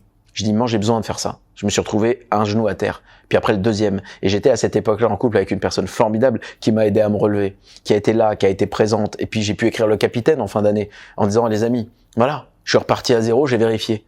Et oui, je suis tout aussi cohérent, je suis tout aussi heureux, les 2 pieds dans la boue que le sable des Maldives. Pourquoi? Simplement parce que j'ai développé cette réalité que la cohérence entre mes actions, mes valeurs, mes objectifs, mes priorités du moment et mes putains de besoins primaires, c'est la base. Je suis pas amoureux quand j'ai la conséquence ou le bénéfice de mes actions. mais je suis une personne épanouie et heureuse sur le chemin quand c'est cohérent. Voilà ce que j'ai découvert. Bien évidemment que j'ai plus de bien-être quand c'est positif et que ça se passe bien, mais je sais que ma cohérence, elle est là. Parce que je vis en France notamment, où je voyage beaucoup, c'est pas le sujet, mais à la base je suis né dans un pays occidental et je suis pas au milieu des forêts du Burundi, vous voyez ce que je veux dire? Donc qui je suis moi pour croire que quand j'ai un genou à terre, je vais déprimer? Non, je déprime pas. Est-ce que j'étais cohérent, mec? T'envoies tout bouler, c'est ok, mais est-ce que tu l'as fait pour ne pas te déshonorer? Ouais, t'es un bonhomme. Et comme t'es cohérent, t'es intouchable. Pourquoi? Parce que qu'est-ce que les gens peuvent te faire? Moi, on ne peut pas me mettre de pression. Si un jour on me dit, alors attention, si jamais tu fais pas ça, t'as plus ça. Ah ouais? Il y a pas de problème. Mais moi, je suis tellement fou que ce jour, je suis capable de prendre même une voiture qui peut valoir une fortune, et je la fous dans le mur. En mode, tu m'as menacé, t'as perdu. C'est, elle existe plus, la voiture. Qu'est-ce qu'on fait maintenant? Et en fait, toute ma vie, j'ai réagi comme ça. J'ai jamais été le type de, viens, on se compare les parties, oh, t'oseras jamais le faire. Ça marche pas, par contre. Si tu me dis, allez, saute de 4 mètres de haut, t'oseras jamais, t'auras pas le courage, t'as raison, je veux pas me niquer les genoux. Salut, je m'en vais. Par contre, ce qui marche pas, c'est la menace. La menace, j'annihile tout de suite, je me coupe la main. Tu peux, elle est plus là. En fait, tu peux plus jouer. Donc, pourquoi ce storytelling, les amis? Parce que je veux que vous développiez cette force. Parce que j'en ai marre de voir des gens qui sont là, ils sont mous, ils sont pas confiants, ils ont rien. Non, devenez des individus cohérents avec vos valeurs à vous. Hein. Il y a des choses sur lesquelles vous allez être intransigeants, comme moi, payez le prix qu'il y a derrière. Les gens vont vous respecter, les amis. Vos amis vont vous respecter. Vos proches vont vous respecter. Parce qu'ils savent que vous ne faites pas de compromis. Parce qu'ils savent que vous ne vous déshonorez pas. Ça ne veut pas dire que vous ne ferez pas des erreurs. J'en ai fait, j'en ferai toujours. Des erreurs de forme, des maladresses. Peut-être des erreurs parce que les êtres humains se comprennent plus ou moins, de timing, de compréhension de l'autre, d'empathie. Nul n'est Dieu, nul n'est parfait, même quand on a des appétences pour une thématique. Mais l'intention, la cohérence, la stabilité. Si vous avez ça, vous n'attirez pas les haters. Parce que quand bien même vous les attirez, ils ont peur. Parce qu'ils se disent, il n'y a aucun terrain où je peux gagner. Parce que si je veux attaquer, je peux pas attaquer le propos. Si jamais je le fais et que je suis dans une mécanique qui est injustifiée, la personne va être mieux formée que moi, il va rétorquer, je vais perdre. Et si jamais c'est sur le terrain de la justice ou sur le terrain physique, dans mon cas, en tout cas, j'ai créé une réalité dans laquelle tout le monde sait qu'il faut que tu sois armé parce que statistiquement, t'es pas aussi préparé dans aucune des sphères. Donc, à un moment donné, personne n'a envie d'être dans le drama, d'être dans le conflit et d'être en posture de haters. Et si un jour quelqu'un le fait, je l'accueille bien volontiers. Bon chance, comme dit notre ami Liam Neeson dans Taken. Donc voilà pourquoi je n'ai pas de haters, les amis, et je bois. Suggestion d'un membre de la communauté, d'une membre de la communauté, mais on s'en fout, c'est un être humain, dans ma dernière masterclass, de boire. Parce que moi, je peux vous parler 7-8 heures comme ça, sans boire et sans m'arrêter. Bref, c'est comme ça. Donc voilà pourquoi. Voilà la confiance en soi, voilà l'élément fondamental qui est né chez moi à une époque où il n'y avait pas de réseaux sociaux. Elle est née chez moi à une époque où il n'y avait pas de like, pas de trucs, donc je m'en bats les reins. C'est-à-dire que j'ai découvert ce que ça fait de passer de j'ai beaucoup à j'ai plus rien matériellement ou professionnellement, de t'es une rockstar, tu rentres dans des salles de 15 000 personnes et on te met en avant. Alors t'es pas Dieu non plus, mais tu fais partie du top 1% des individus mis en avant dans un écosystème donné, et du jour au lendemain, t'es plus rien, et tu ne joues même pas là-dessus pour essayer de manipuler tout le monde, pour te redonner une superbe quelque part, tu refais le chemin à la dure. Je suis très fier de ça, bon sang. Parce que j'ai même fait une vidéo, je vous le confie là, tiens, parce que ça coûte rien que je vous le dise. J'ai fait une vidéo, à ce moment-là, la décision, j'en ai fait une 1 an après, en montrant même tout les coulisses de ma vie perso, la situation. J'ai même montré chacun de mes comptes en banque. J'ai sorti dans la vidéo mon porte-carte. J'ai montré toutes les cartes bleues. Je suis allé en ligne me connecter. J'ai fait exprès. J'ai dit voilà, ça c'est le point de départ. J'ai dit maintenant on va se reconstruire. Personnellement, professionnellement. Et j'approche mes 35 ans avec le physique le plus sain que j'ai eu de ma vie, le plus, je dirais, mobile, le plus équilibré que j'ai eu de mon existence, avec un état de bien-être et d'épanouissement qui est dingue dans chaque case, quand bien même il y a des imperfections, parce que oui, il y a des trucs qu'on n'a pas encore finis, mais je suis cohérent, je me sens hyper bien, et à chaque fois qu'on me le demande, moi je dors comme un bébé, il y a rien je suis imperturbable. Donc en vérité, quand tu es aussi cohérent, non seulement tu n'attires pas ça, mais quand bien même quand ça se produit, ça passe là-haut parce que tu sais qui tu es. Le problème, c'est que tu laisses les autres et leur opinion te définir. Le problème, c'est que tu ne sais pas clairement ce que tu veux être et avoir. Le problème, c'est que tu n'as pas listé ce que j'évoque dans mon premier livre, Le Capitaine, les pré-filtres, tes valeurs, tes objectifs, tes besoins primaires et tes priorités du moment. Et comme tu sais pas qui t'es, tu laisses n'importe qui te donner son opinion sur qui tu es. Moi, tu peux me dire ce que tu penses, j'en ai rien à faire. Comme le dit Les Brown, qui est un speaker incroyable. Alors, j'aime pas trop les gens dans le monde du dev perso souvent. Pour trouver grâce à mes yeux, faut y aller. Mais lui, on va dire que c'est à minima un très bon orateur. Après, je pense que c'est une belle personne aussi, mais il y a des choses avec lesquelles je suis pas d'accord. Toujours pareil, leur modèle économique me déplaît, mais c'est un autre sujet. Les Brown, un jour, c'est quand même un mec qui a fait des confs devant plus de 120 000 personnes dans un stade. Le mec, il est bon, quoi. Il était mentalement retardé. Aux États-Unis, c'est comme ça, on dit que tu es mentalement retardé, on te met dans une école spéciale quand tu as tous les problèmes du monde et par exemple dyslexie, etc. Ça veut pas dire qu'il avait un problème génétique, ça veut dire qu'il était estimé retardé. Et aujourd'hui, c'est un grand speaker, c'est un homme incroyable qui d'ailleurs a probablement 70 ans. Et il était à l'école, et je l'ai déjà dit, je crois, dans une vidéo, cette histoire, il se retrouve sans prof. Je crois que c'est ça le contexte. Et du coup, il va dans une classe, mais qui est supérieure à la sienne, la classe normale. Il y a 2-3 élèves avec lui, et à un moment donné, le professeur dit, bah tiens, il y en a un qui va passer au tableau pour expliquer ceci. Et là, il dit, tiens, petit Les, viens, Les Brown, allez, ramène-toi, viens au tableau. Et là, il dit, non, je peux pas. Il dit, comment ça, tu peux pas? Je suis le professeur, tu es dans ma classe, je t'interroge, tu viens au tableau. Non, je peux pas, monsieur. Il insiste, il dit, attends, pourquoi tu me dis que tu peux pas? C'est pas compliqué ce que je te demande là. Et là, il dit, mais non, je peux pas parce que je suis mentalement retardé. C'est ce que m'ont dit mes professeurs. Et là, le prof le regarde et lui dit, ne laisse jamais l'opinion de quelqu'un à ton égard devenir ta réalité. Je veux le répéter, c'est important. Ne laisse jamais l'opinion de quelqu'un à ton égard devenir ta réalité.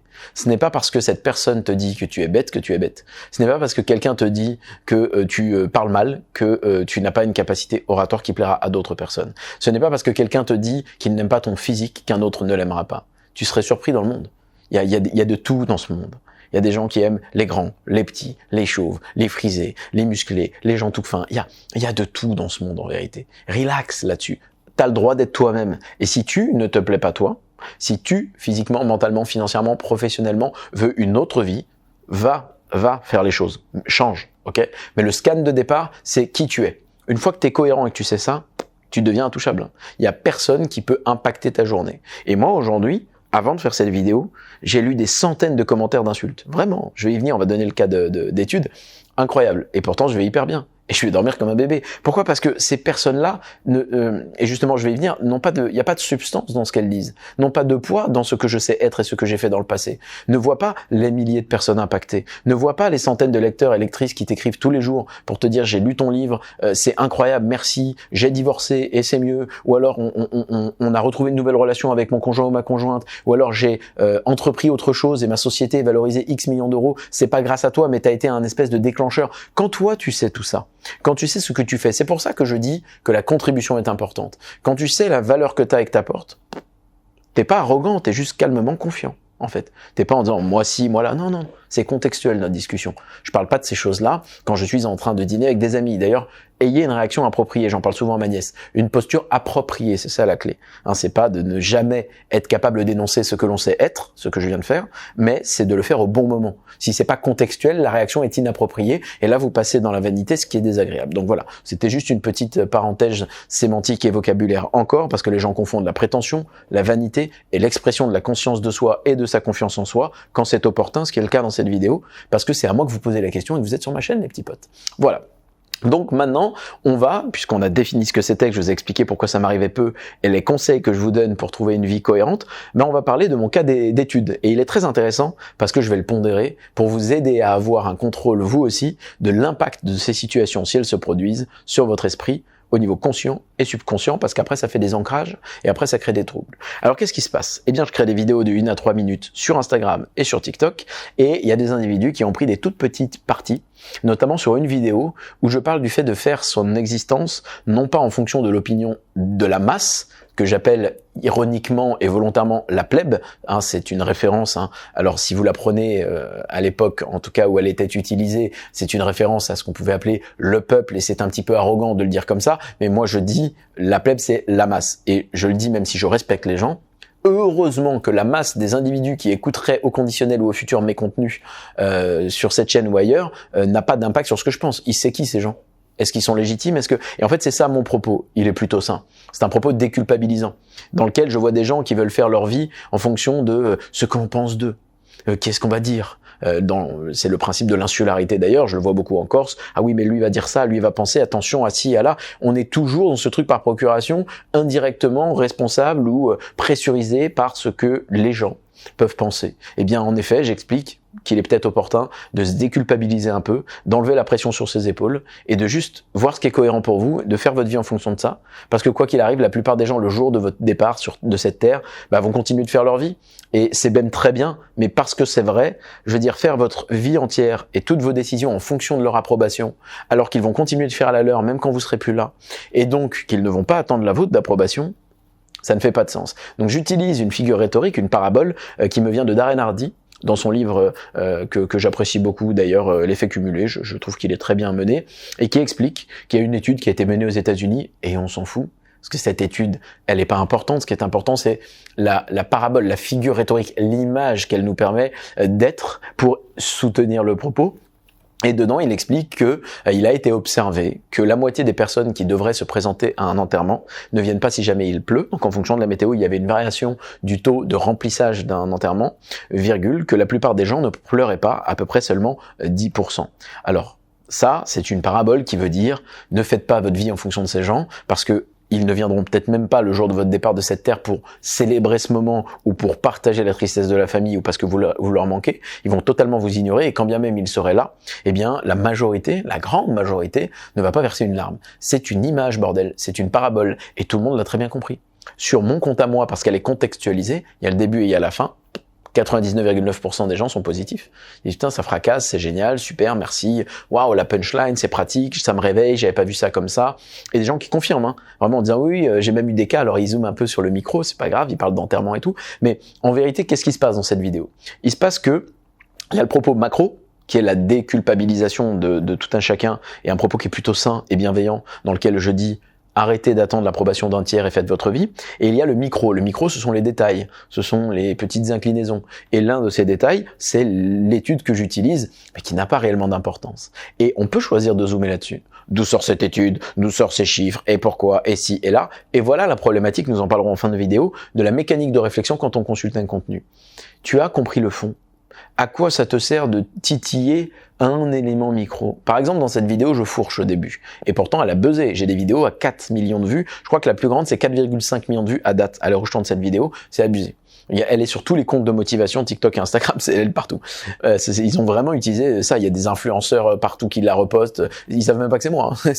Ils en ont rien à faire. Ils ont trouvé un compte de motivation qui met ma punchline, ils la balancent. Et au début, je dis 50% des gens présents à ton enterrement ne viendront pas s'il pleut. J'ai fourché. J'aurais dû dire 50% des gens qui devraient venir ou devraient être présents ne le seront pas.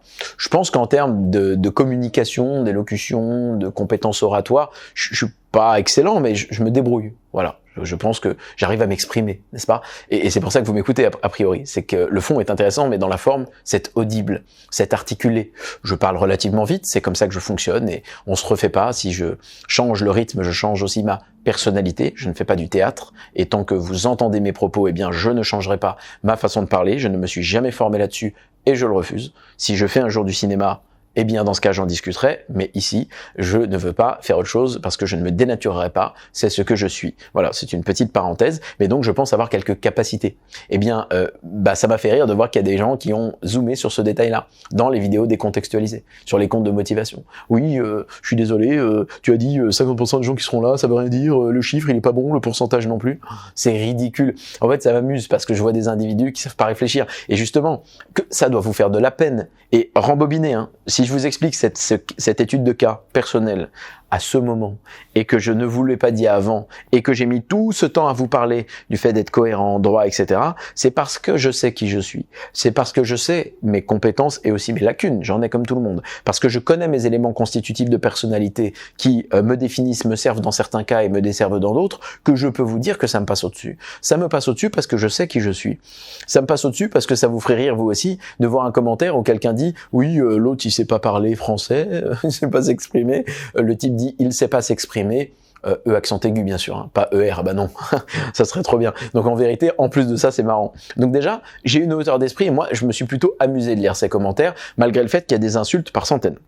Alors je vais vous donner un exemple, mais avant de rentrer dans le détail, je voulais vraiment vous donner ce contexte-là et vous expliquer la vidéo que ça concernait, comme ça au moins vous comprenez le propos. Donc les 9 secondes qui ont été enlevées, c'est juste la punchline. C'est 50% des gens présents à qui devraient venir à ton enterrement ne viennent pas s'il pleut, et si ils sont présents, seulement 10% vont pleurer. Donc, in fine, ne fais pas ta vie en fonction d'eux. Ma punchline, c'est « et tu voudrais faire ta vie en fonction de ces gens-là, toi ».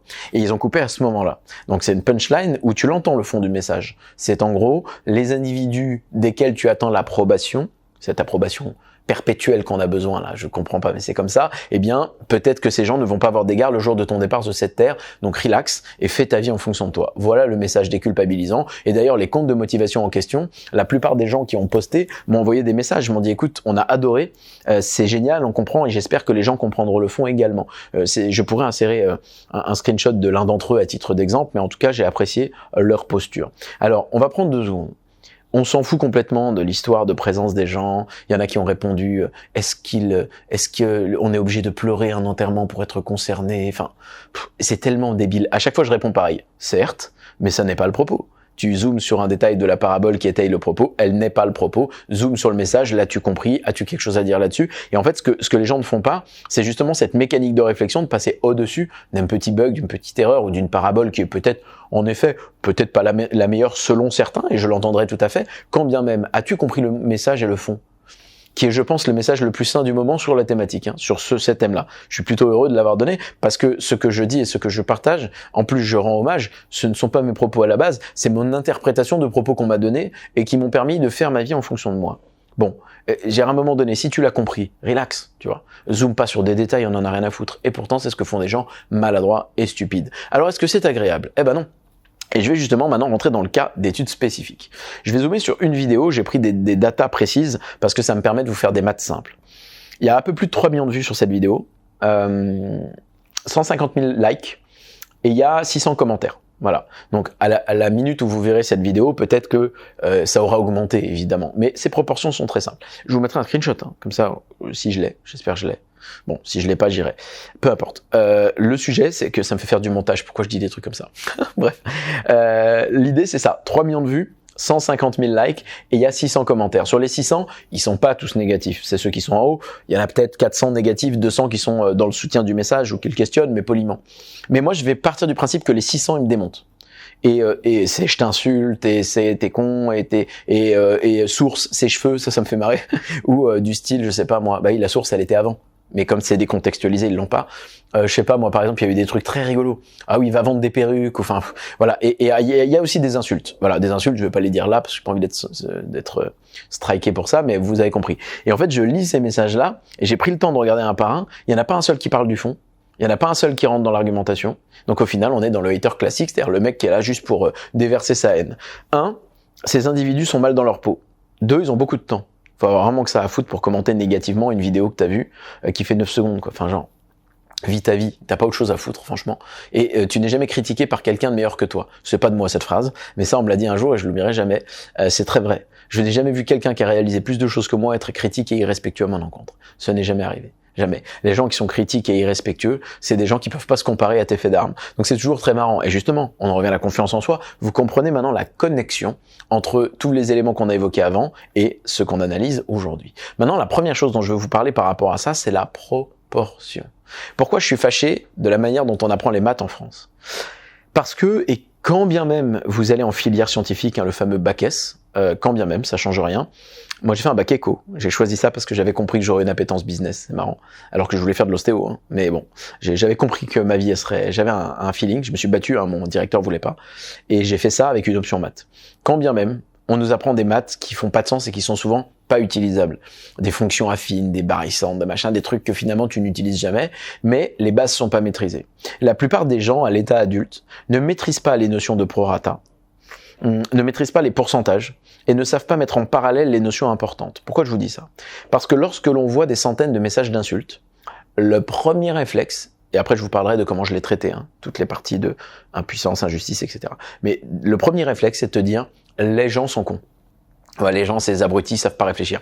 Les gens ceci, les gens cela. Faut faire très attention. Et j'essaye parce que là, pour le coup, j'y arrive pas toujours, de me corriger quand je fais l'erreur de dire les gens. Pas les gens. La portion des individus qui a vu cette vidéo et qui a décidé de la commenter négativement. Oh, c'est pas du tout pareil. Et je vais expliquer ça très clairement. si vous ne comprenez pas ces notions de proportion et de prorata, et si d'un coup d'œil vous n'arrivez pas à le processer, eh bien vous allez totalement mésinterpréter ce qui vient de se passer. Vous allez le processer de la mauvaise manière. Vous allez lui donner une valeur dans votre journée bien trop grande, et ça c'est bête. J'explique. Si vous faites un post, et que ce post il est vu 100 fois, que sur les 100 fois, il y a 3 commentaires négatifs, c'est 3% des gens qui l'ont vu, qui ont été négatifs. Ça veut dire que 97% du reste de ces personnes-là sont soit dans une posture neutre, soit l'adoube, soit le critique, mais en tout cas ne l'ont pas dit. Donc au final, il y a bien plus d'individus qui sont contents de lire ce que vous avez écrit, ou qui sont neutres, que d'individus qui vous détestent. Et vous ne devez pas prendre ces quelques personnes isolées et comme un cas de référence et les laisser avoir une influence sur votre état émotionnel, vos convictions, votre confiance en vous. Vous comprenez où je veux en venir ? Bien, où je veux en venir, c'est que 3 millions d'êtres humains qui ont vu une vidéo, et 150 000 likes, c'est 5%. 5% de l'audience a pris le temps de mettre un like. Donc imaginez bien, on est dans Paris, il y a 3 millions de personnes. Et c'est une image, juste pour l'analogie. 3 millions de personnes dans Paris qui voient la vidéo, donc sur des écrans partout, ils sont contents. Il y en a 150 000 qui disent « j'ai tellement aimé que je like ». Je me réunis place de la Bastille et je suis autour de Dompé, quoi, en mode soutien, parce qu'un like, c'est un soutien. Et j'ai écouté ce que je viens de dire. Un like, c'est un soutien. Tu likes pas une vidéo d'un type que tu détestes ou dont tu n'as pas aimé le propos. Quand tu aimes bien, tu likes. Tu dis putain, ça fracasse. 150 000 likes. 150 000 personnes qui disent merci, ça m'a plu. Ça, c'est l'acte de soutien. Et il y en a 600 qui commentent, c'est de la merde. Imagine au milieu de 150 000 personnes place de la Bastille. Imagine, si ça rentre, imagine que ces 150 000 personnes sont au milieu, ou plutôt autour de 600 individus qui, eux, disent « je suis pas content ».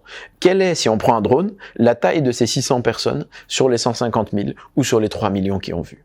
Bah, sur les 3 millions, c'est 0,02%. On va faire l'exercice ensemble, c'est important. Sur les 3 millions, s'il y avait 20% de commentaires négatifs, c'est pas très compliqué, on va faire des maths comme ça, parce que je me permets, l'exercice, parce que les gens ne savent pas le faire. On va faire vraiment un exercice de base. Je sais que ça peut paraître con, mais il y en a qui ont besoin. 3 millions de personnes, si tu sais pas évaluer 600, 3 millions, comment je fais ? Fais en découpant. Tu dis, ok, 3 millions, si 10% d'entre eux avaient eu une réaction, ce serait 300 000 personnes. Il n'y a pas 300 000 personnes qui ont mis un like, il y en a 150 000. Donc on est bel et bien, dans mon exemple, sur 5%. Donc ça, c'était la base pour les likes. Maintenant, pour les commentaires. Les commentaires, c'est 3 600 000. C'est pas très compliqué. 10%, ce serait 300 000. Donc 600 000, c'est 20%. Donc tu vois, le 6, tu doubles en fait. Donc 600 000, ce serait 20% du nombre de personnes qui ont vu. 60 000, ce serait 2%. 6 000, ce serait 0,2%. 600, c'est 0,02% des individus qui ont vu au total cette vidéo et qui ont mis un commentaire négatif. 0,02. 99,8% des individus qui ont vu cette vidéo ont soit été dans le soutien, soit dans une posture neutre, soit ne l'ont pas aimé, c'est vrai, mais à minima n'ont pas été insultants. Je répète, parce que c'est ça la démarche scientifique. Ceux qui n'ont pas liké ou cliqué, tu ne sais pas. Donc en gros, il y a 5% on sait, 0,02% on sait, et les 94,998% on ne sait pas. Ok ? Pourquoi on ne sait pas ? Parce qu'ils ont ni liké ni commenté, mais ils ont vu. Donc on fait une rigueur scientifique de base. Un tiers, on pense qu'ils sont négatifs et qu'ils n'ont pas aimé, mais ils n'ont pas été irrespectueux. Et ils ont le droit de pas aimer le message.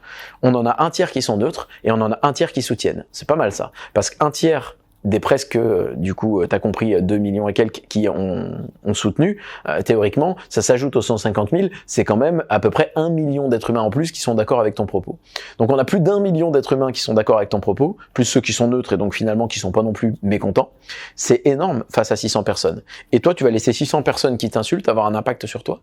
Bah, si vous vous questionnez sur la raison qui fait qu'aujourd'hui, après avoir lu ces commentaires, je peux allumer cette caméra et faire cette vidéo, mais parce que j'en ai rien à faire. Parce que ces individus sont mal dans leur peau, parce qu'ils n'attaquent pas le fond, donc ils ne sont pas dans une argumentation qui pourrait déconstruire ce que je dis et ce que je véhicule comme message. Leurs commentaires n'ont aucun intérêt, ils ne servent pas le propos, ils ne servent pas la thématique, ils ne vont pas aider quelqu'un à sortir de la dépression. Moi, j'ai des gens qui, suite à des vidéos comme ça, écrivent dans les commentaires TikTok ou Instagram, mec, j'ai regardé 2 minutes de ta vidéo, tu m'as fait reprendre confiance en l'humanité carrément. Je trouve que c'est trop gros. Je trouve qu'ils vont trop loin. Mais quand bien même, merci d'abord, hein, ça m'honore. Hein, je prends pas ça pour acquis moi. Mais par contre, c'est ça l'impact que j'ai d'un côté. Comment tu veux que de l'autre, quand quelqu'un me dit source tes cheveux, va vendre des perruques ou gros con ou sors de là, je sois blessé et je passe toute la nuit à y penser, oh on m'aime pas, il y a des haters, etc. Il y a même des mecs qui m'ont envoyé des messages en privé. Ouais. Alors en fait ça c'était par erreur. Parce qu'à côté des réponses sur Insta, il y a répondre, donc dans la vidéo, en commentaire, et juste à côté, il y a contacter. Et là, ça te l'envoie en privé. Et toi, tu crois que tu rédiges un commentaire parce qu'il se fait dans le même espace. C'est très marrant. Et j'en ai un ou deux comme ça qui ont fait la maladresse, à qui j'ai répondu. Je réponds à tout le monde, moi. Dans les invitations, évidemment, parce que comme on se suit pas, c'est en spam, hein. Mais je clique, je vois bien la notif. Je clique, je regarde, je réponds. Je dis, c'est très intéressant. D'abord, bonjour et enchanté. C'est la moindre des corrections. On l'a un petit peu oublié. Nous ne nous connaissons pas, donc je te trouve un petit peu agressif à mon encontre, alors même que tu ignores qui je suis. Peut-être que j'ai une instabilité mentale et que je suis quelqu'un de très agressif, auquel cas tu regretterais de m'avoir insulté. Heureusement pour toi, ce n'est pas le cas, mais voilà la situation. Il y a une vidéo contextualisée, complète. Tu peux être en désaccord avec le message et le fond, mais tu n'en parles pas. Elle est ici, tiens, clique dessus. Et je la mets. Et vraiment, j'ai pris le temps, sur le peu de personnes qui m'ont écrit en privé, de répondre comme ça. Et dire maintenant, si tu as envie de parler du fond, je suis très ouvert à la discussion. Avec un petit smiley. Je l'insulte pas. Je mets pas d'huile sur le feu, j'entretiens pas. L'une des raisons aussi pour lesquelles il n'y a pas et pour lesquelles il n'y aura pas ni de haters en masse, ni de drama, parce que quand tu as un propos parfois très ferme en effet, mais qui est toujours contextualisé, nuancé, qui cible une partie spécifique d'individus, mais pas la globalité, tu peux pas avoir comme ça subir le vent de haine d'individus et ça ne peut pas te toucher. Donc ce cas d'étude, il était important pour moi, ou cette étude de cas personnel, parce que je voulais vous montrer ces notions de proportion et vous permettre de comprendre que quand 0,02% des gens se sont mis à être négatifs à votre rencontre, ça n'annule pas les 99% des gens restants qui à minima ont rien dit ou vous ont soutenu.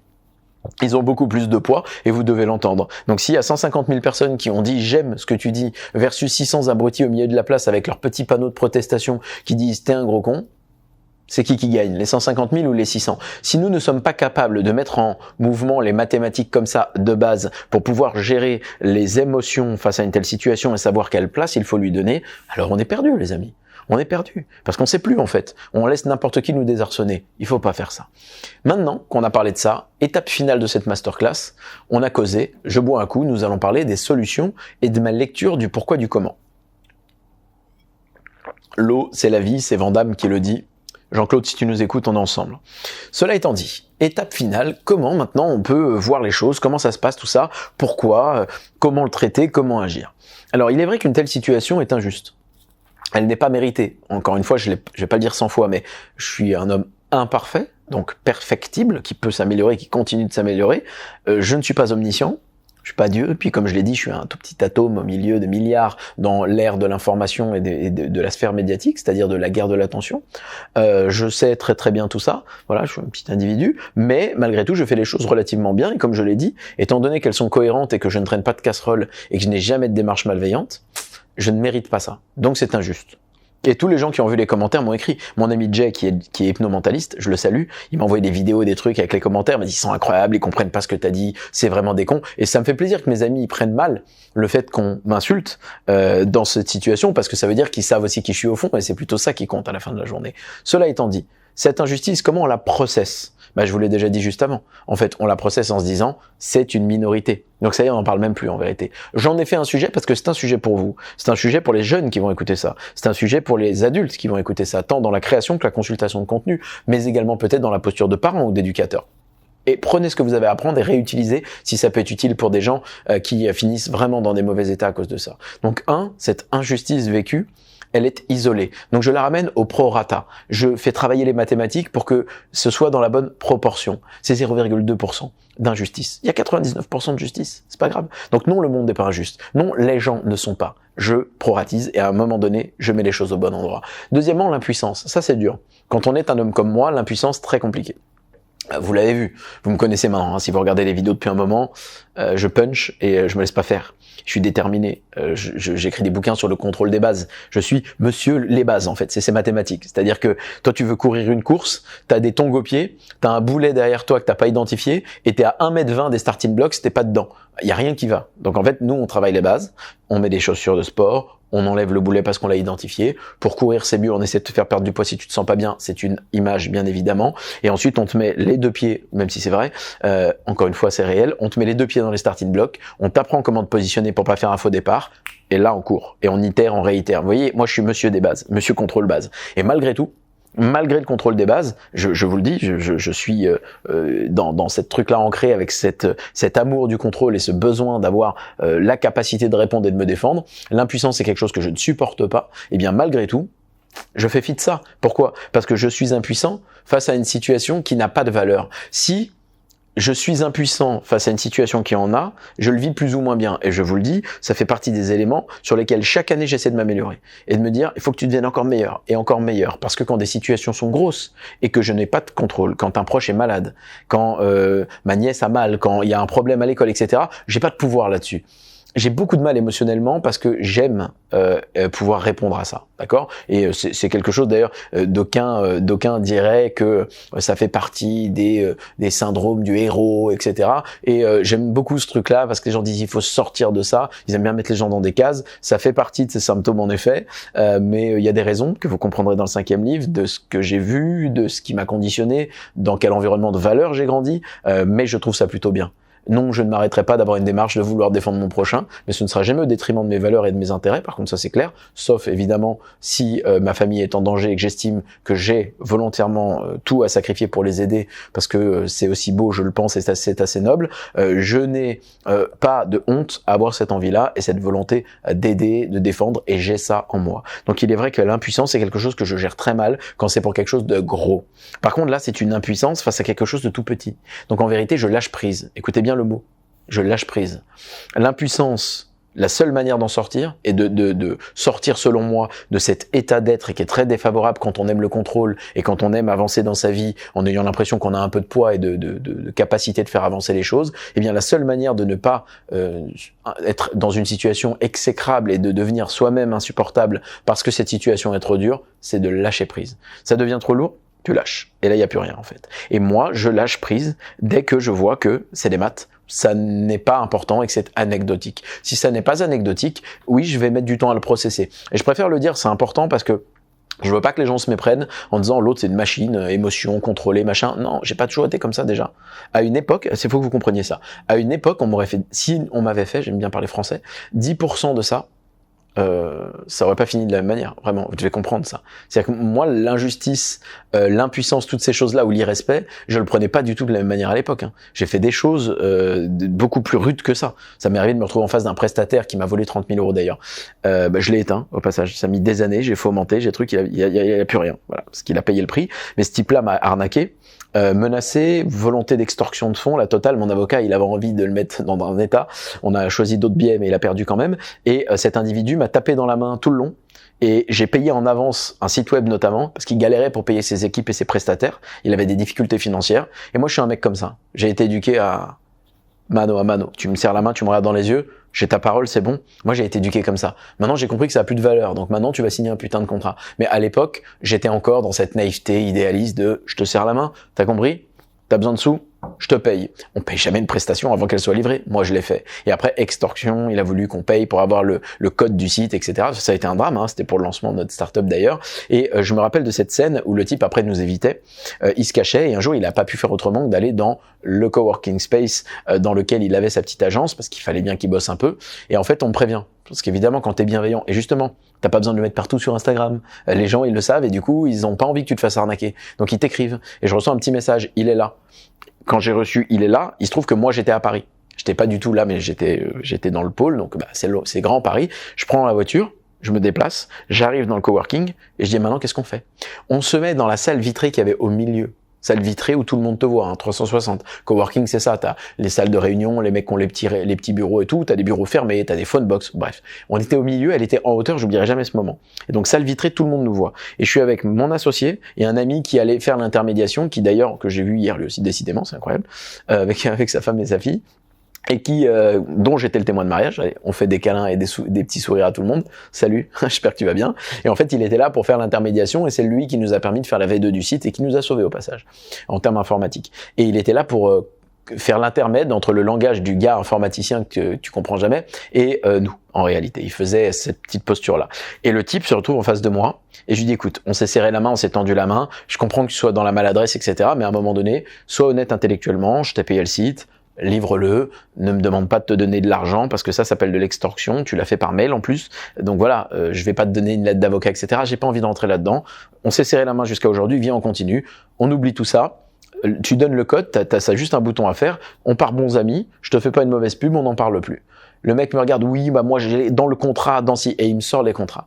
Et là, sur le coup, et je vous le dis assez humblement, bien que je suis déçu de ma réaction et aujourd'hui je ne l'aurai plus, quand il m'a parlé de contrat et qu'il a commencé à monter sur ses grands chevaux, je lui ai dit la phrase suivante, tu me tapes dans la main tout le long et maintenant tu me parles de contrat. Je lui ai ouvert une porte, je lui avais donné sa chance, je l'ai attrapé par le col et j'ai explosé sa tête sur la table.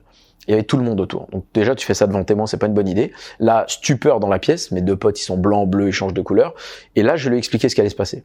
Je lui ai dit, alors tu vas faire ce que tu veux avec le site, j'en ai complètement plus rien à faire, parce que maintenant, c'est moi qui décide, et là, le côté harakiri revient. Tu vois, le mec qui est là, il va en développer un autre. C'est pas grave, on va perdre 2-3 mois et moi je perds 30 000. J'ai dit, par contre, rappelle-toi ce que je te dis maintenant, je vais te terminer. C'est-à-dire que tu vas payer ce prix-là. Et en plus, j'ai fait ce qu'il fallait pour que ce type perde son entreprise et le reste. Je pense que c'était mérité. Par contre, je l'ai pas tabassé parce que j'avais déjà grandi. 5 ans avant, c'est simple, je l'aurais roué de coups. Là, par contre, il aurait fallu m'arrêter. Je l'ai pas tabassé. Mais par contre, même ce geste, aujourd'hui, je le ferai plus. Il est en moi. Je sais que je peux faire et la véritable force, c'est de ne pas en faire usage à tout bout de champ. La véritable force, c'est de pas en faire usage à tout bout de champ. Et l'homme que je suis aujourd'hui, c'est un homme qui contrôle son impuissance ou l'irrespect ou l'affront qu'on lui fait, notamment quand on heurte ses valeurs, parce que je ne supporte pas ça. Et quand on me le fait maintenant aujourd'hui, parce que ça arrive encore très rarement, mais quand ça se produit, j'ai un self-control de malade, je suis plus dans une réaction émotive ou violente de quelque forme que ce soit, et je suis très heureux de ça. Et bon, ça fera sourire mes amis qui étaient dans la pièce parce que c'est devenu légendaire, et c'est ça aussi. Vous me demandiez comment ça se fait, donc machin, toi t'as pas de haters, mais quand tu fais ça, il y avait 40-50 entrepreneurs de start-up de l'écosystème parisien, tout le monde l'a vu. Les types ils disent qui, Don Pierre là ou là, fais en sorte que tu t'énerves pas lui. C'est parce que ils savent qu'ils ont perdu, et je répète, parce que j'ai développé une dangerosité. Cette dangerosité, pas parce que je suis un type instable, parce que les gens savent que qui s'y frotte, s'y pique. Développe ça. Développe ça, mais contrôle-le. Alors, je te confie plein de choses personnelles sur cette chaîne, parce que je parle aussi à nos enfants qui sont pas encore nés et que je te donne juste accès au contenu, mais en fait, je les partage et je les storytell juste pour que mes gosses voient ce que nos contemporains pensaient et ce que moi j'avais à dire au moment. C'est la seule chose qui me drive. Mais la réalité, c'est que je ne suis pas un être parfait. Ça, par exemple, j'aurais préféré pas le faire. Ça, par exemple, je le referais plus. Oui, mais il n'y avait pas de mauvaise intention. Cause à effet. Moi, je suis toujours dans l'analyse de la cause. Est-ce que j'ai fait une erreur de forme? Ok, mais dans la cause, est-ce que mon intention était mauvaise? Non. À quelle heure c'est mauvais de payer un mec avant qu'il te livre un site parce qu'il est en galère financière? Qui fait ça? Personne fait ça. N'importe qui a fait un chantier te dira, moi je paye, je veux voir la fin. Donc, quand t'es droit dans tes bottes, quand t'es cohérent, c'est les gens qui sont merdeux.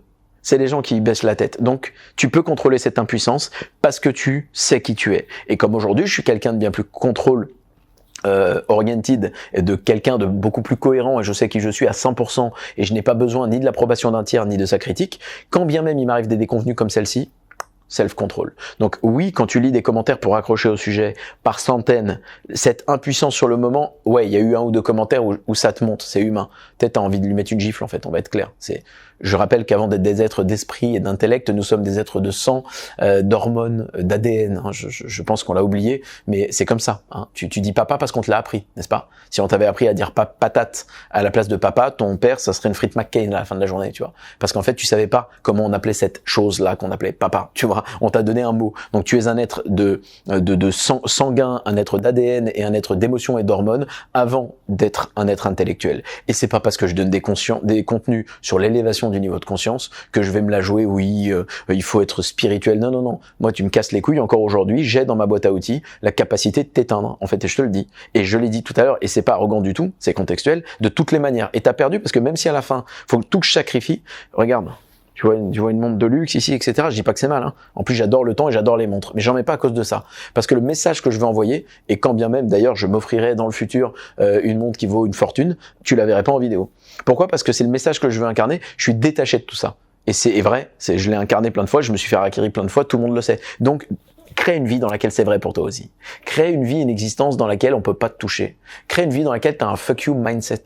J'en parlais dans la vidéo qui porte ce nom sur ma chaîne. Va voir, d'autres contenus, ils sont bien. Ça s'appelle Fuck You Mindset. D'accord? J'ai un pull sympa que j'aime bien. Il a fait rire tout le monde. J'avais envie de me mettre en pull ce jour-là et j'ai appelé cette vidéo Développe un Fuck You Mindset. Moi aujourd'hui, j'ai de la chance, j'ai deux trucs. J'ai un Fuck You Mindset et de la Fuck You Money. c'est-à-dire l'argent qui me permet de te dire merde et d'aller en justice d'abord avant de faire quoi que ce soit d'autre, mais également un fuck you mindset qui fait que si je dois tout perdre matériellement ou professionnellement, moi par exemple demain tu me coupes un réseau social, je monte une chaîne, 1 million, etc. et c'est coupé, je vais dire c'est con par rapport à l'audience, à l'impact, ça va me faire chier. Je vais dire c'est con économiquement et professionnellement parce que une audience représente un persona, représente des gens qui portent une attention et qui peuvent en effet souscrire un produit, un service que tu vends. Il y a rien de mal à ça. Moi, j'adore le commerce.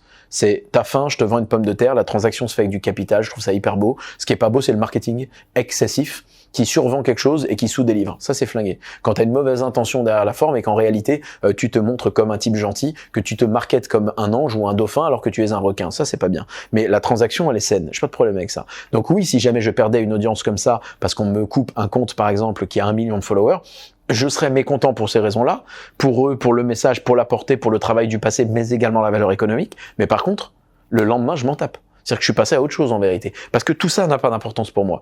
Oh, la vie c'est un jeu. J'espère qu'il faut comprendre que on va mourir à un moment donné et que beaucoup de gens sauront l'entendre. J'ai mes 2 bras, mes 2 jambes et ma santé. C'est tout ce qui compte. J'avance comme je peux.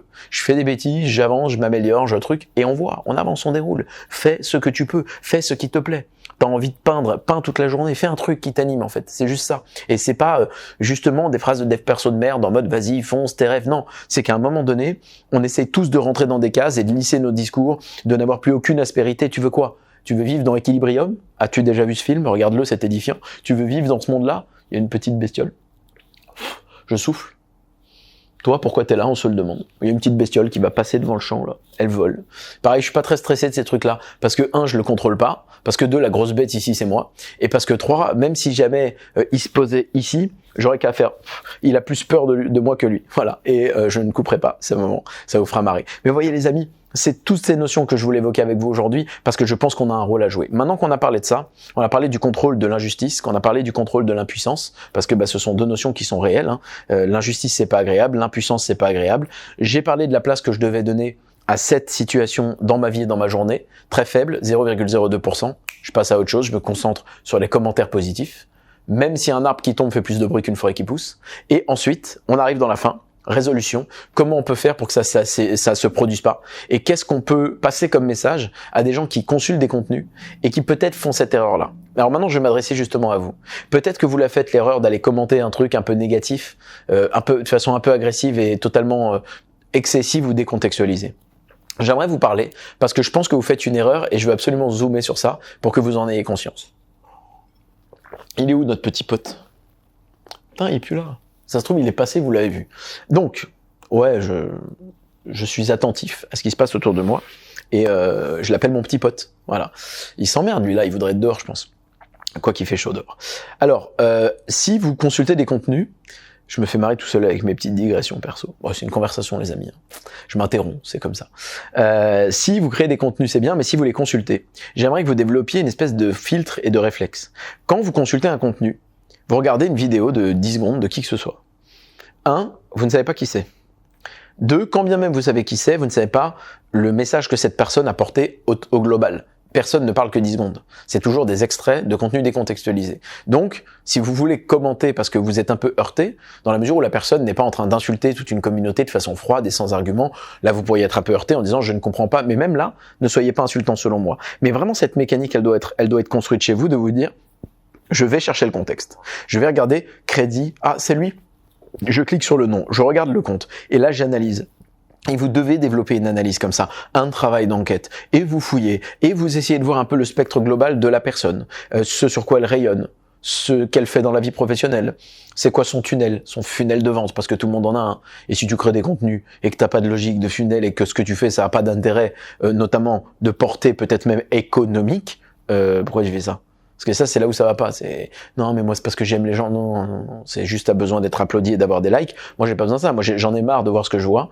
Le monde parfois m'exaspère et certains individus, parce que je vois qu'ils savent pas réfléchir, m'insupportent. L'une des raisons pour lesquelles j'ai une grande réserve à l'idée de faire des enfants, dans le monde réel aujourd'hui, c'est que je me dis qu'est-ce que je vais leur laisser, où est-ce que je vais les mettre et qu'est-ce qu'ils vont apprendre, et je suis très inquiet de ça. Donc j'essaie de participer pour exorciser cette merde en créant des contenus et aussi qui sont cohérents avec les thématiques que j'adresse, l'initiative entrepreneuriale, etc., etc. Donc au final, ça a un impact sur notre entreprise, sur sa valeur, sur l'audience. Je suis très conscient de tout ça et je suis à l'aise avec ça. Mais justement, il faut que vous fassiez ce travail d'analyse. Il faut que vous fassiez cet effort de regarder un petit peu qu'est-ce qu'est la personne, qu'est-ce qu'elle fait, pourquoi elle le fait, qu'est-ce que semblent être ses intentions, et regarder tous les points de cohérence ou d'incohérence pour ensuite potentiellement juger non pas la forme, mais le fond.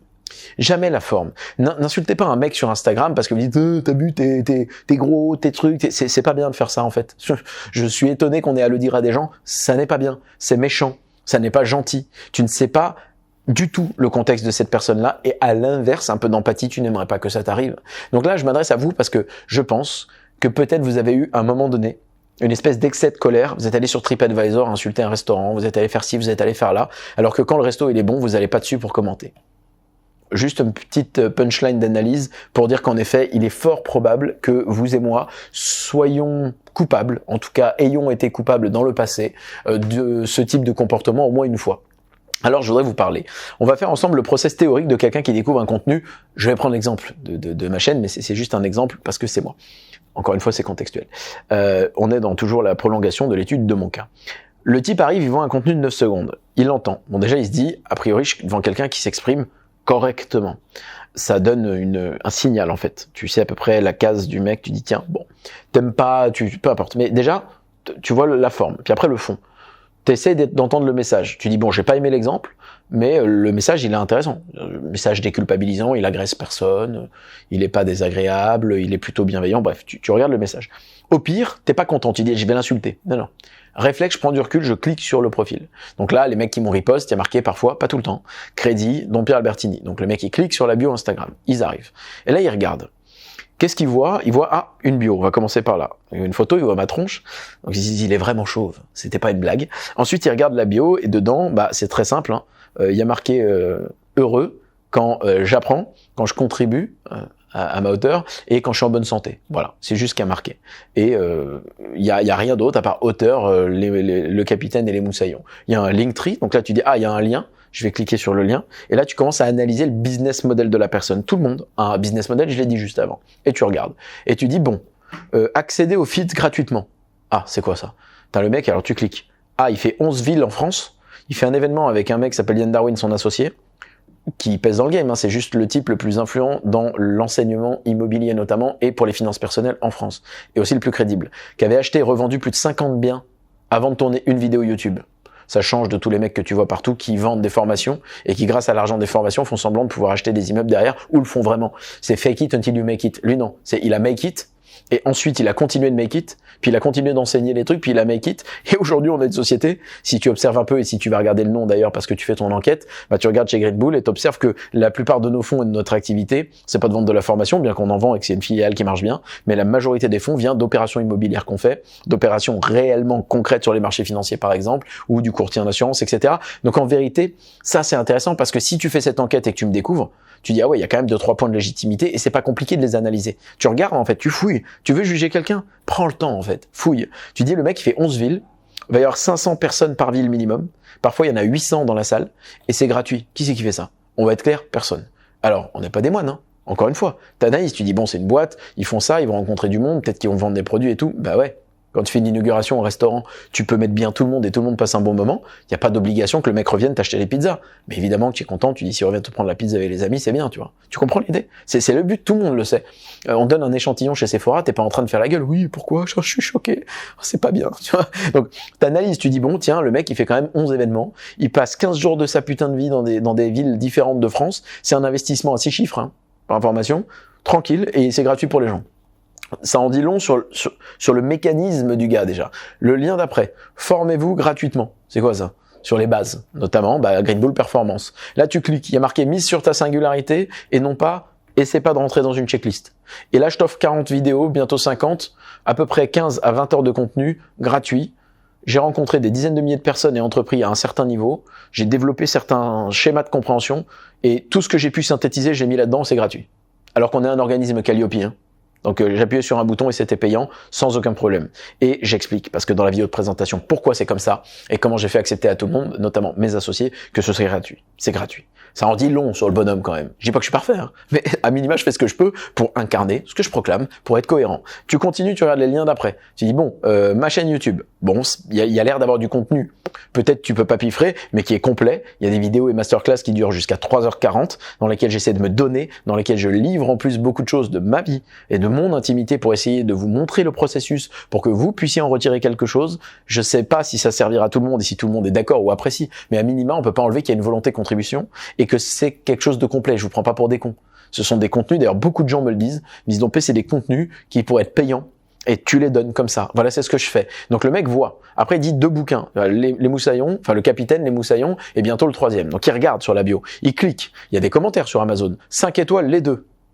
À un moment donné, quand tu viens de tomber sur un mec qui a un trou du cul, c'est un énième type qui donne des phrases de dev perso, c'est ridicule, qu'est-ce qu'il veut nous vendre celui-là? Avant d'avoir cette haine-là et de la propager en commentaire, ça te dit de faire l'enquête que je viens de te dire? Parce qu'en la faisant, ça annihile ton envie de critiquer.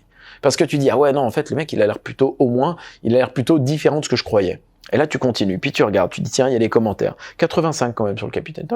Ils sont tous plus ou moins élogieux. À un moment donné, tu prends pas 85 êtres humains comme ça, sur les centaines de lecteurs, parce que c'est toujours pareil, qui ont pris le temps d'aller mettre un commentaire, de donner des détails, etc. C'est acheteur vérifié, hein. C'est comme ça sur Amazon. Moi, j'ai pas de contrôle sur ces gens-là. Je veux dire, à un moment donné, il y a un spectre. Tu vois, ça, tu commences à installer un truc. Tu dis, ok, je commence à comprendre la personne. Puis après, tu descends sur les publications. Ça, c'est important. Tu regardes. Pour ma part, je les ai enlevées parce que je ne suis plus en face depuis des années, celle du passé je parle, avec le côté peut-être un peu égocentrique qu'on peut avoir sur les réseaux quand on partage des photos, on se met sous son meilleur jour, on met des punchlines. Ça fait des années que ça me débecte, ça fait des années que je les ai enlevées, mais j'ai dans mes archives, elles sont pas supprimées. Donc je les montrerai un jour, je ferai même une vidéo là-dessus. Il n'y a pas une vidéo ou une photo où j'étais tout seul. Quasiment toujours avec des gens, associés, partenaires ou amis ou famille, parce que c'est comme ça que je fonctionne, et où je mettais en avant des personnes ou des idées sur justement cette détermination, la performance, bref, moi. Malgré tout, j'ai enlevé, et tu ne vois que des réels sur mon truc. Tu regardes un peu, tu vois, tu te dis tiens, il y a pas mal de vues, il y a des commentaires, tu regardes les commentaires, tu fouilles, tu dis ok, moi j'ai ce prisme de lecture, mais les personnes qui l'écoutent ce gars-là, qu'est-ce qu'elles disent? Qu'est-ce qu'elles en retirent? T'essayes d'analyser. Et là, tu te dis, non pas je fais du mimétisme et je suis comme tout le monde, non. Mais tu te dis peut-être que j'ai été un peu vite en besogne. T'as regardé un contenu de 9 secondes. Tu sais même pas qui est la personne, tu sais rien. En faisant cette enquête, tu le sais. Alors, je vais vous donner 2-3 tips. Il faut vous méfier de plusieurs choses, et je l'ai déjà dit. Dans les bios, il faut vous méfier des mecs qui affichent de façon ostentatoire des éléments constitutifs de leur personne ou de leur conviction. Donc moi, tout ce qui est instrumentalisation des enfants ou de la religion, tant dans la bio que dans les photos, ça me débecte, et pour moi, c'est les pires personnes, ça. Donc attention aux gens qui instrumentalisent de façon systématique pour vendre quelque chose et se donner une bonne image. Alors ça, c'est la mode, hein. Tous les arnaqueurs en Ponzi en ce moment, ils font ça. Ça me régale, ça. Les mecs, c'est là, alors soit ils sont à fond dans la religion, et ça c'est incroyable. Comment ça se passe? À quel endroit, en fait, quelle partie, à quelle partie on t'a dit de ton livre sacré, là, il faut faire ça, je sais pas. On t'a dit arnaque les gens, et après ils instrumentalisent les enfants pour se donner une bonne image de famille aimante, etc. Méfiez-vous comme la peste de ces gens-là. C'est les pires de tous. Je connais bien les coulisses, c'est les pires de tous. Donc ça, les gens qui instrumentalisent la religion et les enfants, on fait gaffe. Deuxièmement, les gens, je l'ai dit, qui affichent voilà, je suis ceci sexuellement ou je suis ceci au niveau alimentaire ou ça. Ça, c'est d'emblée un mec qui va faire du prosélytisme. C'est d'emblée un mec qui a besoin de t'afficher ça. Mec, c'est ta conviction à toi. Que tu veuilles contribuer, que tu veux y aller dans la performance, etc., comme moi je le fais, fais-le, t'as des manières de le faire, mais pas de façon aussi clivante, systématique. Moi, je pense que c'est une maladresse et qu'il y a beaucoup de personnes bien qui mettent des éléments, peut-être vous, hein, dans leur bio, changez-moi ça. Vous êtes un être humain, virgule, quoi que ce soit d'autre. Vous avez le droit d'avoir des valeurs, etc., proclamez-les, faites des putains de vidéos, faites ce que vous voulez, mais dans la bio, dans votre signature d'email, moi il y a marqué heureux, ne vous définissez pas par des éléments qui constituent votre personnalité ou vos convictions, parce qu'elles peuvent évoluer. Et votre personnalité et vos convictions. Et que vous n'êtes pas là comme un intégriste qui fait du prosélytisme, vous êtes une personne qui, je pense, est respectueuse et qui a peut-être compris des choses qu'il a envie ou qu'elle a envie de partager. Donc ça, faites attention. Troisième point, quand vous voyez des publications où les mecs ont, je sais pas, 30 000 followers, et qu'ils ont 50, 70 likes par photo. Alors, vous en regardez pas une, vous les regardez toutes parce que sinon vous allez être biaisé. Et en les regardant toutes, vous voyez un petit peu 50, 100 likes sur 30 000 followers, pas normal.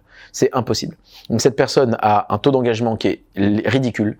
Les gens ne commentent pas, les gens ne likent pas. Il a acheté les followers, terminé. Si jamais tu veux aller plus loin, il y a des outils. Je crois que, alors ça change tout le temps parce que parfois ils sont accessibles ou pas, mais Social Blade permet de faire ça, je crois. C'est un outil sur lequel vous pouvez taper les noms Instagram des gens et vérifier d'où viennent les followers. Alors, il y a une version gratuite et il y a une version payante, mais vous voyez un petit peu les croissances d'audience. Il y a des trucs pas normaux. Vous voyez, il y a des influenceurs connus, vous observez des journées, ils étaient des gains, ils gagnaient genre 10 000 followers par jour, ça n'arrive pas ça, d'accord? Et c'est marrant, ils viennent tous du Brésil ou ils viennent tous d'Inde. Bon, à un moment donné, tu sais qu'il a payé un robot pour avoir des followers, etc. Tu dois avoir du bon sens, tu dois développer cette assertivité, cette rigueur d'esprit pour ne pas te faire avoir par quelqu'un. Et tu regardes et tu vois une dissonance, tu observes l'incohérence. Et l'incohérence devrait te faire reculer. Et là, tu dis, bon, bah, puisque j'observe une incohérence, je commence à avoir plein d'éléments dans mon panel qui me dit que la personne, elle est pas top. Dans mon cas, vous l'observez, ça n'est pas le sujet, puisque je n'ai jamais fait ça, parce qu'il y a une bonne audience, parce qu'il y a beaucoup d'interactions. Vous regardez les vidéos TikTok, par exemple, il y a des centaines de commentaires, il y a des milliers de vues, j'ai des vidéos à 650 000 vues à l'heure où je vous parle. Bon, c'est assez incroyable en un mois, un peu plus d'un mois. Bon, les gens sont là, il y a de l'interaction. Tu as de quoi te nourrir pour voir un peu ce qui se passe. Mais tu observes ça. Si tu vois quelqu'un qui fake, tu dois dire, s'il fake ça, qu'est-ce qu'il fait avec d'autres? Et l'un des éléments, encore une fois, que je peux te donner là-dessus, c'est les gens qui cachent les likes. Alors depuis peu, parce qu'on est dans un monde maintenant où tout le monde doit être à égalité, donc il n'y a plus d'aspérité, il n'y a plus rien, et en fait il faut cacher ce qui est négatif. Donc on enlève les likes, les dislikes visibles sur les plateformes comme YouTube, on enlève la possibilité de voir les likes sur Instagram, et il y a cette option. Alors vous l'ignorez peut-être, mais il y a des gens, moi je peux, genre en compte entreprise par exemple, je peux enlever les likes et même les commentaires d'ailleurs de mes publications, de sorte à ce que tu vois un nom et d'autres personnes ont aimé. Mais tu sais pas s'il y en a 600, s'il y en a 6000 ou s'il y en a 600 000. Écoutez bien ce que je vous dis. Écoutez-le attentivement, c'est systématique.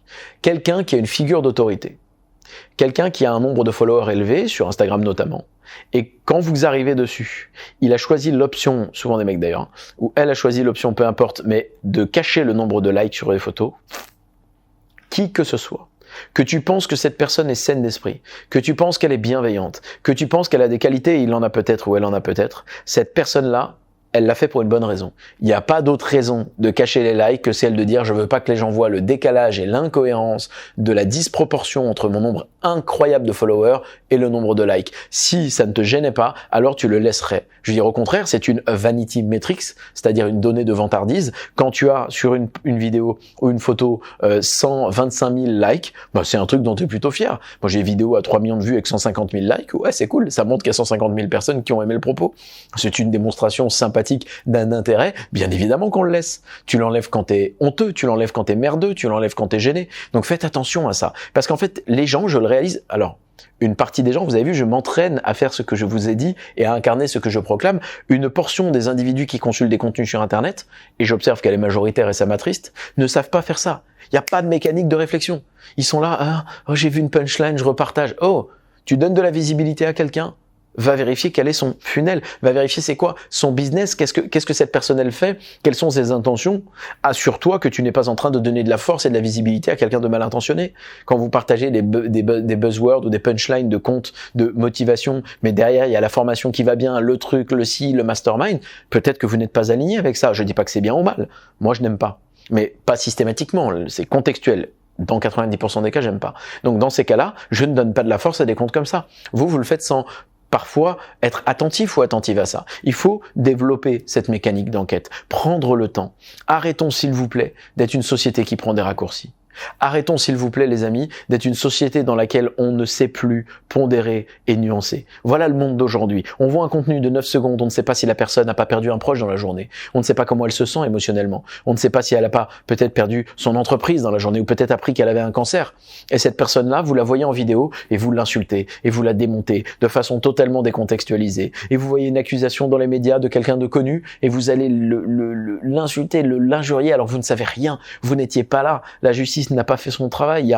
Il y a une espèce d'énervement chronique et de rapidité à la décision qui m'inquiète. Ça m'inquiète, les amis, parce que c'est démonstratif d'une tendance de notre société, 1, à ne pas savoir réfléchir, 2, à justement prendre des décisions ou avoir des conclusions à l'égard ou à l'encontre d'individus en faisant totalement fi du contexte, tout ce que cette personne a apporté, et c'est très grave. Imaginez avoir construit toute une vie dans laquelle vous êtes droit, il se passe un petit problème qui est peut-être même pas de votre faute, mais il est vrai que ça peut être une erreur, et à cause de ça, on fait totalement abstraction de tout le reste. Moi, je vois des types comme ça, notamment dans la sphère publique, hommes et femmes, qui se font dégager d'un revers de la main parce qu'ils font une toute petite erreur. Mais comment les êtres humains peuvent être aussi basiques et stupides que ça?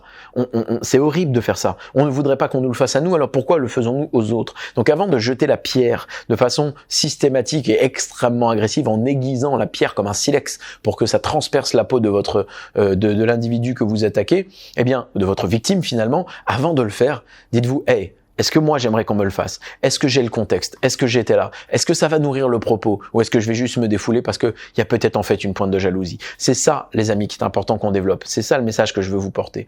Au quotidien, quand vous consultez les contenus, faites-le comme ça. Quand vous les créez, rappelez-vous ce qu'on a dit au milieu de la masterclass, responsabilisez-vous et faites les choses de manière plus nuancée et pas systématiquement clivante. Sinon, vous allez vous caricaturer.